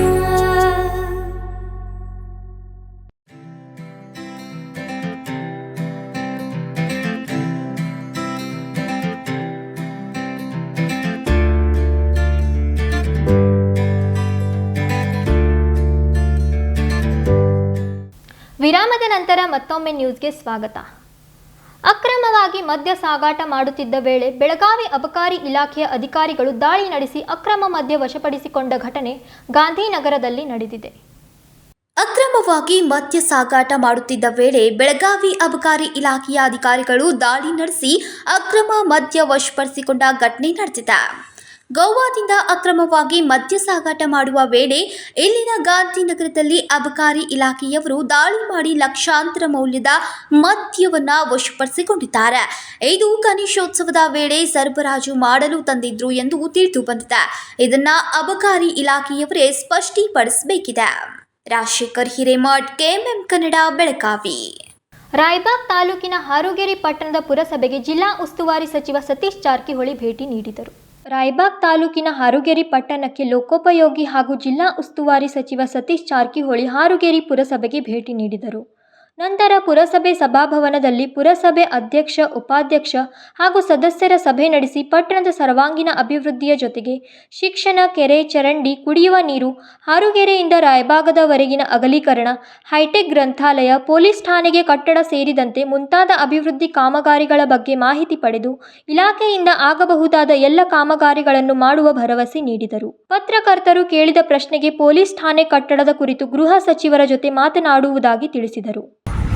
ಈಗಾಗಲೇ ತಾವು KDP ಮೀಟಿಂಗ್ನಲ್ಲಿ ತಾವೇ ಹೇಳಿದರು ಸರ್, ಮತಕ್ಷೇತ್ರಕ್ಕೆ ಒಂದರಂತೆ ಕ್ಷೇತ್ರ ಶಿಕ್ಷಣಾಧಿಕಾರಿಗಳ ಕಚೇರಿ ಆಗಬೇಕು ಅಂತೇಳಿ ತಾವೇ ಹೇಳಿ.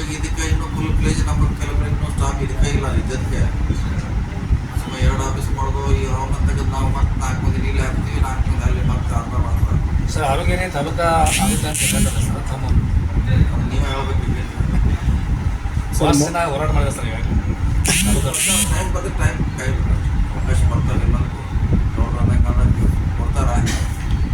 ಸರ್. ಸರ್ಕಾರದ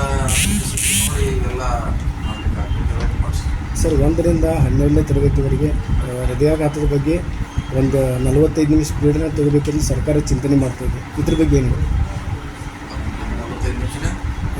ಹಾರ್ಟ್ ಬಗ್ಗೆ ಸರ್, ಹಾರ್ಟ್ ಅಟ್ಯಾಕ್ ಯಾವ ಥರ ಆಗುತ್ತೆ ಅದರ ಸಿಚುವೇಶನ್ ಕೊಡಬೇಕಂತ ಎಲ್ಲ ಒಂದೇ ಅಲ್ಲ, ಎಲ್ಲ ರೋಗದ ಬಗ್ಗೆ ಹೋಗ್ಬೇಕು. ಒಂದೇ ಎಲ್ಲರೂ ಜಾಗೃತಿ ಅವಕಾಶ ಕೊಡಬೇಕು. ಆಮೇಲೆ ಭಾಳಷ್ಟು ಡಾಕ್ಟ್ರುಗಳು ಸಲಹೆ ಕೊಡ್ತಿರ್ತಾರೆ, ಮಾಡ್ತಾರೆ, ಒಳ್ಳೆಯ ಕಾರ್ಯಕ್ರಮ. ಸರ್ ಕೊಡಿರಿ, ಶೈಕ್ಷಣಿಕ ಜಿಲ್ಲೆಯಾಗಿನ ಮಾಡ್ತಾರೆ. ಶಿಕ್ಷಣ ಕ್ಷೇತ್ರ ಕಟ್ಟಡ ಇದನ್ನ ಅಂತ ಇದು ಜಿಲ್ಲಾ ಆಗ್ತದ ಅಂತ ಹೇಳ್ಕೊತ ಇನ್ನು ಈಗ ಓನ್ಲಿ ಶೈಕ್ಷಣಿಕ ಜಿಲ್ಲೆ ಒಂದೇ ದೊಡ್ಡ ಜಿಲ್ಲೆ ಆಗುವಂತ ಶೈಕ್ಷಣಿಕ ಜಿಲ್ಲೆ ಭಾಳಷ್ಟು ಅದಾವ. ಮಧುಗಿರಿ ಶೈಕ್ಷಣಿಕ ಜಿಲ್ಲೆ ಇದೆ, ಬೇರೆ ಬೇರೆ ಕಡೆ ಒಂದು ಜಿಲ್ಲೆಯಲ್ಲಿ ಎರಡು ಮಾಡಿದ ಸಾಕಷ್ಟು ಶೈಕ್ಷಣಿಕ ಕಟ್ಟಡ ಅನ್ವಯ ಉಳಿದಿದ್ದಕ್ಕೆ ಅನ್ವಯಿಸಲಿಲ್ಲ. ಸರ್, ಈಗ ಆರೋಗ್ಯ ಪಟ್ಟಣದಲ್ಲಿ ಜ್ವಲಂತ ಸಮಸ್ಯೆಗಳು ಭಾಳ ಆಗ್ತದೆ ಸರ್. ಇದ್ರ ಬಗ್ಗೆ ತಾವು ಏನು ಹೇಳ್ಬೇಕಲ್ಲ, ಏನು ನಮ್ಮ ಸಮಸ್ಯೆಗಳು ಸರ್, ಚರಂಡಿ ವ್ಯವಸ್ಥೆ ಇರ್ಬೋದು ಸರ್. 3ನೇ ವಾರದಲ್ಲಿ ಗಬ್ಬೆದ್ದು ನಾಡುತ್ತಿದೆ ಆರೋಗ್ಯ ರೀತಿ ನಾವೇ ಆರ್ಟಿಕಲ್ ಬರ್ತಿದ್ವಿ ಸರ್. ಅದ್ರ ಬಗ್ಗೆ ಅದನ್ನೇ ಹೇಳಿದ್ರೆ ಈಗ ಅವ್ರ ಇಲಾಖೆಯಿಂದ ವಿಶೇಷವಾಗಿ ಅವ್ರ ಇಲಾಖೆಯಿಂದ ಬರಬೇಕಾಗಿತ್ತು. ಯಾವುದೋ ಒಂದು ವಾಪಸ್ ಹೋಗಿ ಅಂತ ಹೇಳಿದ್ದಾರೆ. ಅದನ್ನು ನೋಡೋದು ಯಾವ ಕೊಟ್ಟು ಎಷ್ಟು ವಾಪಸ್ ಕೊಡ್ತಾರೆ ಸರ್. ಇಲ್ಲಿ ಮುಖ್ಯ ರಸ್ತೆಗೆ ಭಾಳ ಸ್ಪೀಡಾಗಿ ವಾಹನಗಳು ಓಡಾಡ್ತಾವೆ ಸರ್. ಅದಕ್ಕೆ ನಾವು ರಬ್ಬರ್ ಹಂಪಗಳನ್ನು ಹಾಕಿ ಅಂತೇಳಿ ಮನವಿ ಮಾಡ್ಕೊಂಡಿದ್ದೀವಿ ಸರ್. ಈ ಸಂದರ್ಭದಲ್ಲಿ ತಹಸೀಲ್ದಾರ್ ಸುರೇಶ್ ಮಂಜೆ ಸೇರಿದಂತೆ ಅನೇಕರು ಉಪಸ್ಥಿತರಿದ್ದರು. ಸಂಜೀವ್ ಬ್ಯಾಕುಡೆ, KMM ಕನ್ನಡ, ರಾಯಬಾಗ್. ರಾಯಬಾಗ್ ತಾಲೂಕಿನ ನಿಲ್ಜಿ ಗ್ರಾಮದಲ್ಲಿ 3,50,00,000 ಮೊತ್ತದ ಭವ್ಯ ಶಾಲಾ ಕೊಠಡಿಗಳನ್ನು ಶಾಸಕ ಮಹೇಂದ್ರ ತಮ್ಮಣ್ಣವರ್ ಉದ್ಘಾಟಿಸಿದರು. ರಾಯಬಾಗ್ ತಾಲೂಕಿನ ನಿಲ್ಜಿ ಗ್ರಾಮದಲ್ಲಿ ಕರ್ನಾಟಕ ಪಬ್ಲಿಕ್ ಶಾಲೆಯ ನೂತನ ಶಾಲಾ ಕಟ್ಟಡವನ್ನು ಶಾಸಕ ತಮ್ಮಣ್ಣವರ್ ಉದ್ಘಾಟಿಸಿದರು. ಜಿಲ್ಲಾ ಪಂಚಾಯತಿಯ ರಾಷ್ಟ್ರೀಯ ಮಾಧ್ಯಮಿಕ ಶಿಕ್ಷಣ ಅಭಿಯಾನ ಯೋಜನೆ ಮತ್ತು ಸಮಗ್ರ ಶಿಕ್ಷಣ ಯೋಜನೆ ಅಡಿಯಲ್ಲಿ ₹3,50,00,000 ವೆಚ್ಚದಲ್ಲಿ ನಿರ್ಮಾಣಗೊಂಡ ನೂತನ ಶಾಲಾ ಕಟ್ಟಡ ಹಾಗೂ ಗಣಕಯಂತ್ರ ಉದ್ಘಾಟನೆಯನ್ನು ರಿಬ್ಬನ್ ಕೊಠಡಿಯನ್ನು ಕುಡಚಿ ಶಾಸಕ ಮಹೇಂದ್ರ ತಮ್ಮಣ್ಣವರ್ ನೆರವೇರಿಸಿದರು. ಈ ಸಂದರ್ಭದಲ್ಲಿ ಕ್ಷೇತ್ರ ಶಿಕ್ಷಣಾಧಿಕಾರಿ ಬಸವರಾಜ್ ಅಪ್ಪ ಆರ್ ಮಾತನಾಡಿದರು. ಈ ಗ್ರಾಮದಲ್ಲಿ ಕರ್ನಾಟಕ ಪಬ್ಲಿಕ್ ಶಾಲೆಯ ಒಂದು ಉದ್ಘಾಟನಾ ಸಮಾರಂಭದ ಒಂದು ಕಾರ್ಯಕ್ರಮದಲ್ಲಿ ನಾವೆಲ್ಲರೂ ಕೂಡ ಭಾಗವಹಿಸಿದ್ವಿ. ಈ ಕಾರ್ಯಕ್ರಮದಲ್ಲಿ ಮಾನ್ಯ ಜನಪ್ರಿಯ ಕುಡಚಿ ಕ್ಷೇತ್ರದ ಶಾಸಕರಾದಂಥ ಮಹೇಂದ್ರ ತಮ್ಮಣ್ಣ ಸರ್ ಅವರು ಭೇಟಿ ನೀಡಿ ಶಾಲೆಗೆ ಉದ್ಘಾಟನೆಯನ್ನು ಮಾಡಿ ತಮ್ಮ ಶುಭಾಶಯಗಳನ್ನು ಕೋರಿ ಹೋಗಿರ್ತಾರೆ. ಈ ಶಾಲೆಯಲ್ಲಿ ಒಟ್ಟು 1ರಿಂದ 10ನೇ ತರಗತಿವರೆಗೆ 850 ವಿದ್ಯಾರ್ಥಿಗಳು ವಿದ್ಯಾಭ್ಯಾಸವನ್ನು ಮಾಡ್ತಿದ್ದಾರೆ. ಹಾಗೆ ಸುಮಾರು 25ರಿಂದ 30 ಜನ ನಮ್ಮಲ್ಲಿ ಶಿಕ್ಷಕರು, ಅತಿಥಿ ಶಿಕ್ಷಕರನ್ನು ಸೇರ್ಕೊಂಡು ಕಾರ್ಯವನ್ನು ಮಾಡ್ತಾಯಿದ್ದಾರೆ. ಒಳ್ಳೆಯ ಸೌಲಭ್ಯವನ್ನು ಹೊಂದಿದೆ. ಇವತ್ತು ಕರ್ನಾಟಕ ಪಬ್ಲಿಕ್ ಶಾಲೆ ನಮ್ಮ ಗ್ರಾಮಾಂತರ ಪ್ರದೇಶದಲ್ಲಿ ಸುಸಜ್ಜಿತವಾಗಿರ್ತಕ್ಕಂಥ ಒಂದು ಕಟ್ಟಡವನ್ನು ಮಾಡಿದೆ. ಅದರ ಮುಖಾಂತರ ಮಕ್ಕಳಿಗೆ, ಗ್ರಾಮಾಂತರ ಪ್ರದೇಶದ ಮಕ್ಕಳಿಗೆ ಏನು ಸೌಲಭ್ಯಗಳನ್ನು ಬೇಕಾಗಿದೆ ಅವನ್ನೆಲ್ಲವನ್ನು ಕೂಡ ಒಂದೇ ಸೂರಿನಡಿ ಕೊಡ್ತಕ್ಕಂಥ ಕೆಲಸವನ್ನು ಈ ಶಾಲೆಯಲ್ಲಿ ಆಗ್ತಾಯಿದೆ. ಅಪ್ ಟು 1ನೇ ತರಗತಿಯಿಂದ 10ನೇ ತರಗತಿವರೆಗೆ ಮಕ್ಕಳು ಈ ಶಾಲೆಯ ಒಂದು ಆವರಣದಲ್ಲಿ ವ್ಯಾಸಂಗವನ್ನು ಮಾಡ್ತಿದ್ದಾರೆ. ಶಾಲೆಯಲ್ಲಿ ಸುಸಜ್ಜಿತವಾಗಿರ್ತಕ್ಕಂಥ ಎಲ್ಲ ಕಟ್ಟಡ ಇದೆ, ಫರ್ನಿಚರ್ಸ್ ಇದ್ದಾವೆ, ಹಾಗೆ ಲೈಬ್ರರಿ ಇದೆ, ಲ್ಯಾಬ್ ಇದೆ, ಆಮೇಲೆ ಕಂಪ್ಯೂಟ್ರ್ ಇದೆ, ಹಾಗೆ CC ಕ್ಯಾಮ್ರಾವನ್ನು ಅಳವಡಿಸಿದ್ದಾರೆ. ಯಾವುದಕ್ಕೂ ಕೂಡ ಕೊರತೆಯಲ್ಲೇನಲ್ಲ. ಈ ಶಾಲೆಯ ಉಪಪ್ರಾಚಾರ್ಯರು ನದಾಫ್ ಅವರು ಭಾಳ ಶಾಲೆ ಬಗ್ಗೆ ಆಸಕ್ತಿಯನ್ನು ವಹಿಸಿ ಶಾಲೆಯ ಒಂದು ಅಭಿವೃದ್ಧಿಗಾಗಿ ಪೋಷಕರ ಒಂದು STMC ಅವರ ಮತ್ತು ಗ್ರಾಮ ಪಂಚಾಯತಿಯವರ ಸಹಕಾರವನ್ನು ಕೋರಿ ಶಾಲೆಯನ್ನು ಇನ್ನು ಬಲವರ್ಧನೆಯನ್ನು ಮಾಡಬೇಕು. ಇನ್ನು ಹೆಚ್ಚಿನ ಪ್ರಮಾಣದಲ್ಲಿ ಶಾಲೆಗೆ ಬೇಕಾದಂಥ ಅವಶ್ಯವಿರ್ತಕ್ಕಂಥ ಸಾಮಗ್ರಿಗಳನ್ನು, ಪಾಠೋಪಕರಣ ಆಗಿರ್ಬೋದು ಅಥವಾ ಮೂಲಭೂತ ಸೌಲಭ್ಯಗಳನ್ನು ಸಾರ್ವಜನಿಕರಿಂದ ಪಡಿತಕ್ಕಂಥ ಕೆಲಸವನ್ನು ಮಾಡ್ತಾಯಿದ್ದಾರೆ. ಹಾಗೆ ಶಿಕ್ಷಕ ಬಳಗವನ್ನು ಕೂಡ ಈ ಶಾಲೆಯಲ್ಲಿ ಉತ್ತಮವಾಗಿರ್ತಕ್ಕಂಥ ಬೋಧನೆಯನ್ನು ಮಾಡ್ತಾಯಿದ್ದಾರೆ. ಕಳೆದ ಬಾರಿ SSLC ಫಲಿತಾಂಶ ಅಂತ ಕಠಿಣ ಸನ್ನಿವೇಶದಲ್ಲೂ ಕೂಡ ಮಕ್ಕಳು 81% ಫಲಿತಾಂಶವನ್ನು ಈ ಶಾಲೆ ಪಡೆದಿದೆ. ಹಾಗೆ ಅತಿ ಹೆಚ್ಚು ಅಂಕಗಳನ್ನು 92% ವಿದ್ಯಾರ್ಥಿಗಳು ಗಳಿಸಿದ್ದಾರೆ. ಈ ವರ್ಷವೂ ಕೂಡ ಶಾಲೆಯಲ್ಲಿ ಉತ್ತಮವಾಗಿರ್ತಕ್ಕಂಥ ಫಲಿತಾಂಶವನ್ನು ಮಾಡಲಿಕ್ಕೆ ಪ್ರಾರಂಭದಿಂದಲೇ ಇವು ಮಕ್ಕಳಿಗೆ ವಿಶೇಷ ತರಗತಿಗಳನ್ನು, ಸಂಜೆ ಗುಂಪು ಅಧ್ಯಯನ, ರಸಪ್ರಶ್ನೆ ಕಾರ್ಯಕ್ರಮವನ್ನು, ದತ್ತು ಯೋಜನೆಯನ್ನು, ಮನೆ ಭೇಟಿ ಕಾರ್ಯಕ್ರಮವನ್ನು, ಆಮೇಲೆ ಪರೀಕ್ಷೆಗಳನ್ನು ಸಾಕಷ್ಟು ಪ್ರಮಾಣ ಮಕ್ಕಳಿಗೆ ಈ ವರ್ಷವೂ ಕೂಡ ಉತ್ತಮವಾಗಿರ್ತಕ್ಕಂಥ ಫಲಿತಾಂಶವನ್ನು ಪಡೀಲಿಕ್ಕೆ ನಾವು ಇಲಾಖೆ ಇವತ್ತು ಸಾಕಷ್ಟು ಶ್ರಮವನ್ನು ಕೊಡ್ತಾ ಇದೆ. ಹಾಗಾಗಿ ಪ್ರತಿಯೊಂದು ಶಾಲೆಗೂ ಕೂಡ ಒಬ್ಬ ನೋಡಲ್ ಅಧಿಕಾರಿಯನ್ನು ನೇಮಕ ಮಾಡಿ ಆ ಮುಖಾಂತರವಾಗಿ ಮಕ್ಕಳ ಒಂದು ಕಲಿಕೆಯನ್ನು ಪರಿಶೀಲನೆಯನ್ನು ಮಾಡಿ ಗ್ರಾಮದ ಮಹಿಳೆಯರು ತಮ್ಮ ನೂತನ ಮನೆ ಅಥವಾ ದೇವಾಲಯಗಳಿಗೆ ನೀಡುವ ರೀತಿಯಲ್ಲಿ ಕಟ್ಟಡ ಉದ್ಘಾಟನೆ ಕಾರ್ಯಕ್ರಮಕ್ಕೆ ಬುತ್ತಿರೊಟ್ಟಿ ತಂದಿದ್ದು, ಶಿಕ್ಷಕಿಯರು ದೃಷ್ಟಿ ತೆಗೆದು ಆರತಿ ಮಾಡುವ ಮೂಲಕ ಬರಮಾಡಿಕೊಂಡಿದ್ದು ವಿಶೇಷವಾಗಿತ್ತು. ಅಡವಿ ಸಿದ್ದೇಶ್ವರ ನಿಲ್ಜಿ ಮಠದ ಪರಮ ಪೂಜ್ಯ ಶ್ರೀ ವಿದ್ಯಾನಂದ ಸ್ವಾಮೀಜಿ, ಕ್ಷೇತ್ರ ಶಿಕ್ಷಣಾಧಿಕಾರಿ ಬಸವರಾಜಪ್ಪ ಆರ್, ಶಾಲೆ ಮುಖ್ಯ ಶಿಕ್ಷಕರು IR ನದಾಫ್, SDMC ಅಧ್ಯಕ್ಷ ಅಜಿತ್ ಹಸರೆ ಸರಸ್ವತಿ ಭಾವಚಿತ್ರಕ್ಕೆ ಪೂಜೆ ಸಲ್ಲಿಸಿ ಸಸಿಗೆ ನೀರುಣಿಸುವ ಮೂಲಕ ಚಾಲನೆ ನೀಡಿದರು. ಕಾರ್ಯಕ್ರಮದಲ್ಲಿ SDMC ಸದಸ್ಯರಿಗೆ, ಗಣ್ಯಮಾನ್ಯರಿಗೆ ಸತ್ಕರಿಸಿ ಗೌರವಿಸಿದರು. ಈ ಸಂದರ್ಭದಲ್ಲಿ ಅನೇಕರು ಉಪಸ್ಥಿತರಿದ್ದರು. ಸಂಜೀವ್ ಬ್ಯಾಕುಡೆ, KMM ಕನ್ನಡ, ರಾಯಬಾಗ್. ಸಂಕೇಶ್ವರ ಪುರಸಭೆಯ ಅಧ್ಯಕ್ಷ ಹಾಗೂ ಉಪಾಧ್ಯಕ್ಷ ಸ್ಥಾನಕ್ಕೆ ಬಿಜೆಪಿ ಅಭ್ಯರ್ಥಿಗಳು ಅವಿರೋಧವಾಗಿ ಆಯ್ಕೆಯಾಗಿದ್ದಾರೆ. ಸಂಕೇಶ್ವರ ಪುರಸಭೆಗೆ 2ನೇ ಅವಧಿಗೆ ಅಧ್ಯಕ್ಷ ಉಪಾಧ್ಯಕ್ಷ ಸ್ಥಾನಕ್ಕೆ ಒಂದೊಂದೇ ನಾಮಪತ್ರ ಸಲ್ಲಿಕೆಯಾದ ಹಿನ್ನೆಲೆಯಲ್ಲಿ ಬಿಜೆಪಿ ಅಭ್ಯರ್ಥಿಗಳ ಅವಿರೋಧವಾಗಿ ಆಯ್ಕೆ ಮಾಡಿ ತಹಶೀಲ್ದಾರ್ ಮಂಜುಳಾ ನಾಯಕ್ ಘೋಷಣೆ ಮಾಡಿದರು. ಬಿಜೆಪಿ 12, ಕಾಂಗ್ರೆಸ್ 9, ಓರ್ವ ಪಕ್ಷೇತರ ಸದಸ್ಯರ ಬಲ ಹೊಂದಿರುವ ಸಂಕೇಶ್ವರ ಪುರಸಭೆಗೆ ಬಹುಮತ ಹೊಂದಿರುವ ಬಿಜೆಪಿ ಪಕ್ಷವು ಮತ್ತೆ ಅಧಿಕಾರ ಗದ್ದುಗೆಯನ್ನು ಪಡೆಯುವಲ್ಲಿ ಯಶಸ್ವಿಯಾಗಿದೆ ಎಂದರು. ಶಾಸಕ ನಿಖಿಲ್ ಕತ್ತಿ ಮಾತನಾಡಿ, ಪಕ್ಷದ ಎಲ್ಲ ಸದಸ್ಯರ ಒಮ್ಮತದ ಮೇರೆಗೆ 2ನೇ ಅವಧಿಗೆ ಅಧ್ಯಕ್ಷ ಉಪಾಧ್ಯಕ್ಷರನ್ನು ಆಯ್ಕೆ ಮಾಡಲಾಗಿದೆ ಎಂದರು. ಸಂಕೇಶ್ವರ ಪಟ್ಟಣದ ಪುರಸಭೆ ಚುನಾವಣೆ ಜರುಗಿತು.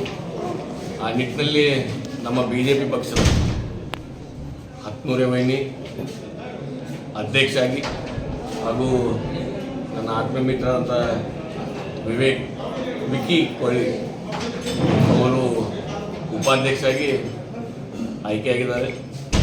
ಇವತ್ತು ನಮ್ಮ ತಂದೆ ದಿವಂಗತ ಉಮೇಶ್ ವಿಶ್ವನಾಥ್ ಕತ್ತಿಯವರ ಆಶೀರ್ವಾದ, ನಮ್ಮ ಚಿಕ್ಕಪ್ಪನವರಂಥ ರಮೇಶ್ ಕತ್ತಿಯವರ ಮಾರ್ಗದರ್ಶನ, ಹಾಗೆ ಸಂಕೇಶ್ವರ ಪಟ್ಟಣದ ಹಿರಿಯರು ಅಪ್ಸಾಬನ ಶಿರ್ಕುಳಿಯವರು, ಗಜ್ಜೋನ ಕೊಳ್ಳಿಯವರು ಅವ್ರ ಮಾರ್ಗದರ್ಶನ, ಹಾಗೆ ನಮ್ಮ ಸಂಕೇಶ್ವರ ಪಟ್ಟಣದ ನಮ್ಮ ಎಲ್ಲ ಹಿರಿಯರು ಮತ್ತು ನಮ್ಮ ಅಮರನ್ನಾಗಲಿ, ಸಂಜೀವನಾಗಲಿ, ಸುನೀಲನ್ನಾಗಲಿ ಇವರೆಲ್ಲರೂ ಪ್ರಯತ್ನ ಮಾರ್ಗದರ್ಶನದಲ್ಲಿ ನಾವು ಈ ಚುನಾವಣೆಯನ್ನು ಎದುರಿಸಿ ಜಯ ಬೀಳಿಸಿದ್ದೀವಿ. ಮತ್ತೊಮ್ಮೆ ಸಂಕೇಶ್ವರ ಪುರಸಭೆ ಮೇಲೆ ಬಿಜೆಪಿಯ ಧ್ವಜವನ್ನು ಹಾರಿಸಿದ್ದೇವೆ ಅಂತ ಹೇಳಕ್ಕೆ ಇಚ್ಛೆಪಡ್ತೀನಿ. ಇದು ಅವಧಿ ಮುಂದಿನ ಚುನಾವಣೆ ಘೋಷಣೆ ಆಗುವವರೆಗೆ ನಮ್ಮ ಪ್ರಕಾರ 12ರಿಂದ 14 ತಿಂಗಳ ಅವಧಿ इರುತ್ತೆ. तुम्ही सांगितलं तर डिसेंबरपर्यंत थांबा म्हणून, डिसेंबर नंतर पण कामं नाही झाली. एक्झॅक्टली. हे बघा, हे सरकारचं परिस्थिती कसं आहे तुम्हाला माहिती आहे. आता कुठला पण पुरसभा असू दे, कुठलं पण आमदार असू दे, कुठलं पण हे असू दे, आमचे म्युन्सिपालिटी मेंबर्स असू दे, त्यांना फंड्स आले तर काम होणार. ही गॅरंटीमध्ये मेलेल्या सरकारकडून काय अपेक्षा करणार नाही. आम्हाला सोडा, काँग्रेस पक्षाचे कोण कोण हे आहेत त्यांना विचारा तुम्ही, त्यांनी काय उत्तर देशील. मी जरी ऑपोजिशनमध्ये आहे, मी सांगतो सरकार मला पैसे दिले नाही, मी डेव्हलपमेंट केलं नाही. त्यांनी सरकारमध्ये असून करायला होईना. आजपर्यंत कुठलं पण काँग्रेसचे आमदार असू दे, कुठलं पण काँग्रेसचे, आता हुक्केरी घेतले, हुक्केरी पुरसभा आता काँग्रेसच्या ताब्यात आहे, तुमच्याप्रमाणे करू देत काम. हुक्केरीमध्ये काहीतरी काम झालं तर मला खुशी आहे. तरी ही परिस्थिती नाही आहे. जे तुम्हाला म्हटलेलो मी MLA झाल्यानंतर करूया म्हणून, 1 वर्ष झालं, 1 वर्ष 2 महिने आता माझा अवधी झालाय. आजपर्यंत मला 50 लाख रुपये MLA फंड सोडून कुठलं पण डेव्हलपमेंटसाठी 1 रुपये अनुदान भेटली नाही आहे. ಕನ್ನಡದಾಗ ಮಾತಾಡೋದು ಒತ್ತಾಯ ಇದೆ, ಕನ್ನಡದಾಗ. ಈ ಸಂದರ್ಭದಲ್ಲಿ ಪುರಸಭೆಯ ಹಿರಿಯ ಸದಸ್ಯರಾದ ಅಮರ್ ನಲ್ವಡೆ, ಪ್ರಮೋದ್ ಹೊಸ್ಮನಿ ಹಾಗೂ ಅಭಿಮಾನಿಗಳು ವಿಜಯೋತ್ಸವವನ್ನು ಆಚರಿಸಿದರು. ಸಚಿನ್ ಕಾಂಬ್ಳೆ, KMM ಕನ್ನಡ, ಸಂಕೇಶ್ವರ. ಡಾಕ್ಟರ್ ಮಹೇಶ್ ಕೋನಿ ಜಾಗಕ್ಕೆ ಡಾಕ್ಟರ್ SS ಗುಡೇದ್ ಅವರನ್ನು ಸರ್ಕಾರ ನೇಮಕ ಮಾಡಿ ಆದೇಶ ಹೊರಡಿಸಿದೆ. ಬೆಳಗಾವಿ ಜಿಲ್ಲಾ ಆರೋಗ್ಯ ಇಲಾಖೆಯ ಅಧಿಕಾರಿ ಡಾಕ್ಟರ್ ಮಹೇಶ್ ಕೋನಿ ವರ್ಗಾವಣೆ ಮಾಡಿ ಸರ್ಕಾರ ಆದೇಶ ಹೊರಡಿಸಿದೆ. ಡಾಕ್ಟರ್ ಮಹೇಶ್ ಕೋನಿ ಜಾಗಕ್ಕೆ ಡಾಕ್ಟರ್ SS ಗುಡೇದ್ ಅವರನ್ನ ಸರ್ಕಾರ ನೇಮಕ ಮಾಡಿ ಆದೇಶ ಹೊರಡಿಸಿದೆ. ಡಾಕ್ಟರ್ ಮಹೇಶ್ ಕೋನಿ ಅವರು ಕೊರೋನಾ ಸಂದಿಗ್ಧ ಪರಿಸ್ಥಿತಿಯಲ್ಲಿ ಬೆಳಗಾವಿ ಜಿಲ್ಲೆಯಲ್ಲಿ ಉತ್ತಮ ಕೆಲಸ ಮಾಡಿ ಜನರ ಮೆಚ್ಚುಗೆಗೆ ಪಾತ್ರರಾಗಿದ್ರು. ಅಲ್ಲದೆ ಸಾಂಕ್ರಾಮಿಕ ರೋಗಗಳು ಬಾರದಂತೆ ಜಿಲ್ಲೆಯ ಜನರಿಗೆ ಜಾಗೃತಿಯನ್ನ ಮೂಡಿಸಿದ್ದು ಜಿಲ್ಲೆಯ ಜನರ ಪ್ರೀತಿಗೆ ಪಾತ್ರವಾಗಿತ್ತು. Bureau report, KMM Kannada, Belagavi. ಇದೀಗ ಮತ್ತೊಮ್ಮೆ ಹೆಡ್ಲೈನ್ಸ್.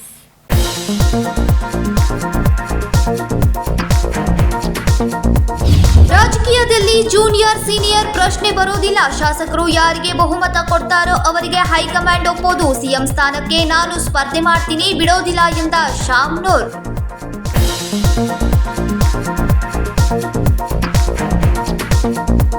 ಸಿಎಂ ರೇಸ್ನಲ್ಲಿ ಯಾರೂ ಇಲ್ಲವೇ ಇಲ್ಲ, ಸಿದ್ದರಾಮಯ್ಯನವರೇ ಸಿಎಂ ಆಗ್ತಾರೆ. ಸುದ್ದಿಗೋಷ್ಠಿಯಲ್ಲಿ ದಿನೇಶ್ ಗುಂಡೂರಾವ್ ಹೇಳಿಕೆ.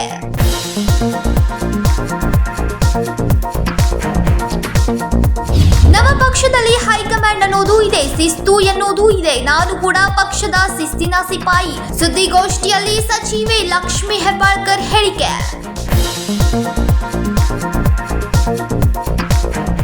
ಇವಿಷ್ಟು ಈ ದಿನದ ಪ್ರಮುಖ ಸುದ್ದಿಗಳು. ಇದೇ ರೀತಿ ಇನ್ನೂ ಹೆಚ್ಚಿನ ನ್ಯೂಸ್ಗಳಿಗಾಗಿ ನೋಡ್ತಾ ಇರಿ KMM ಕನ್ನಡ ಬೆಳಗಾವಿ ಸುದ್ದಿವಾಹಿನಿ. ಧನ್ಯವಾದಗಳು.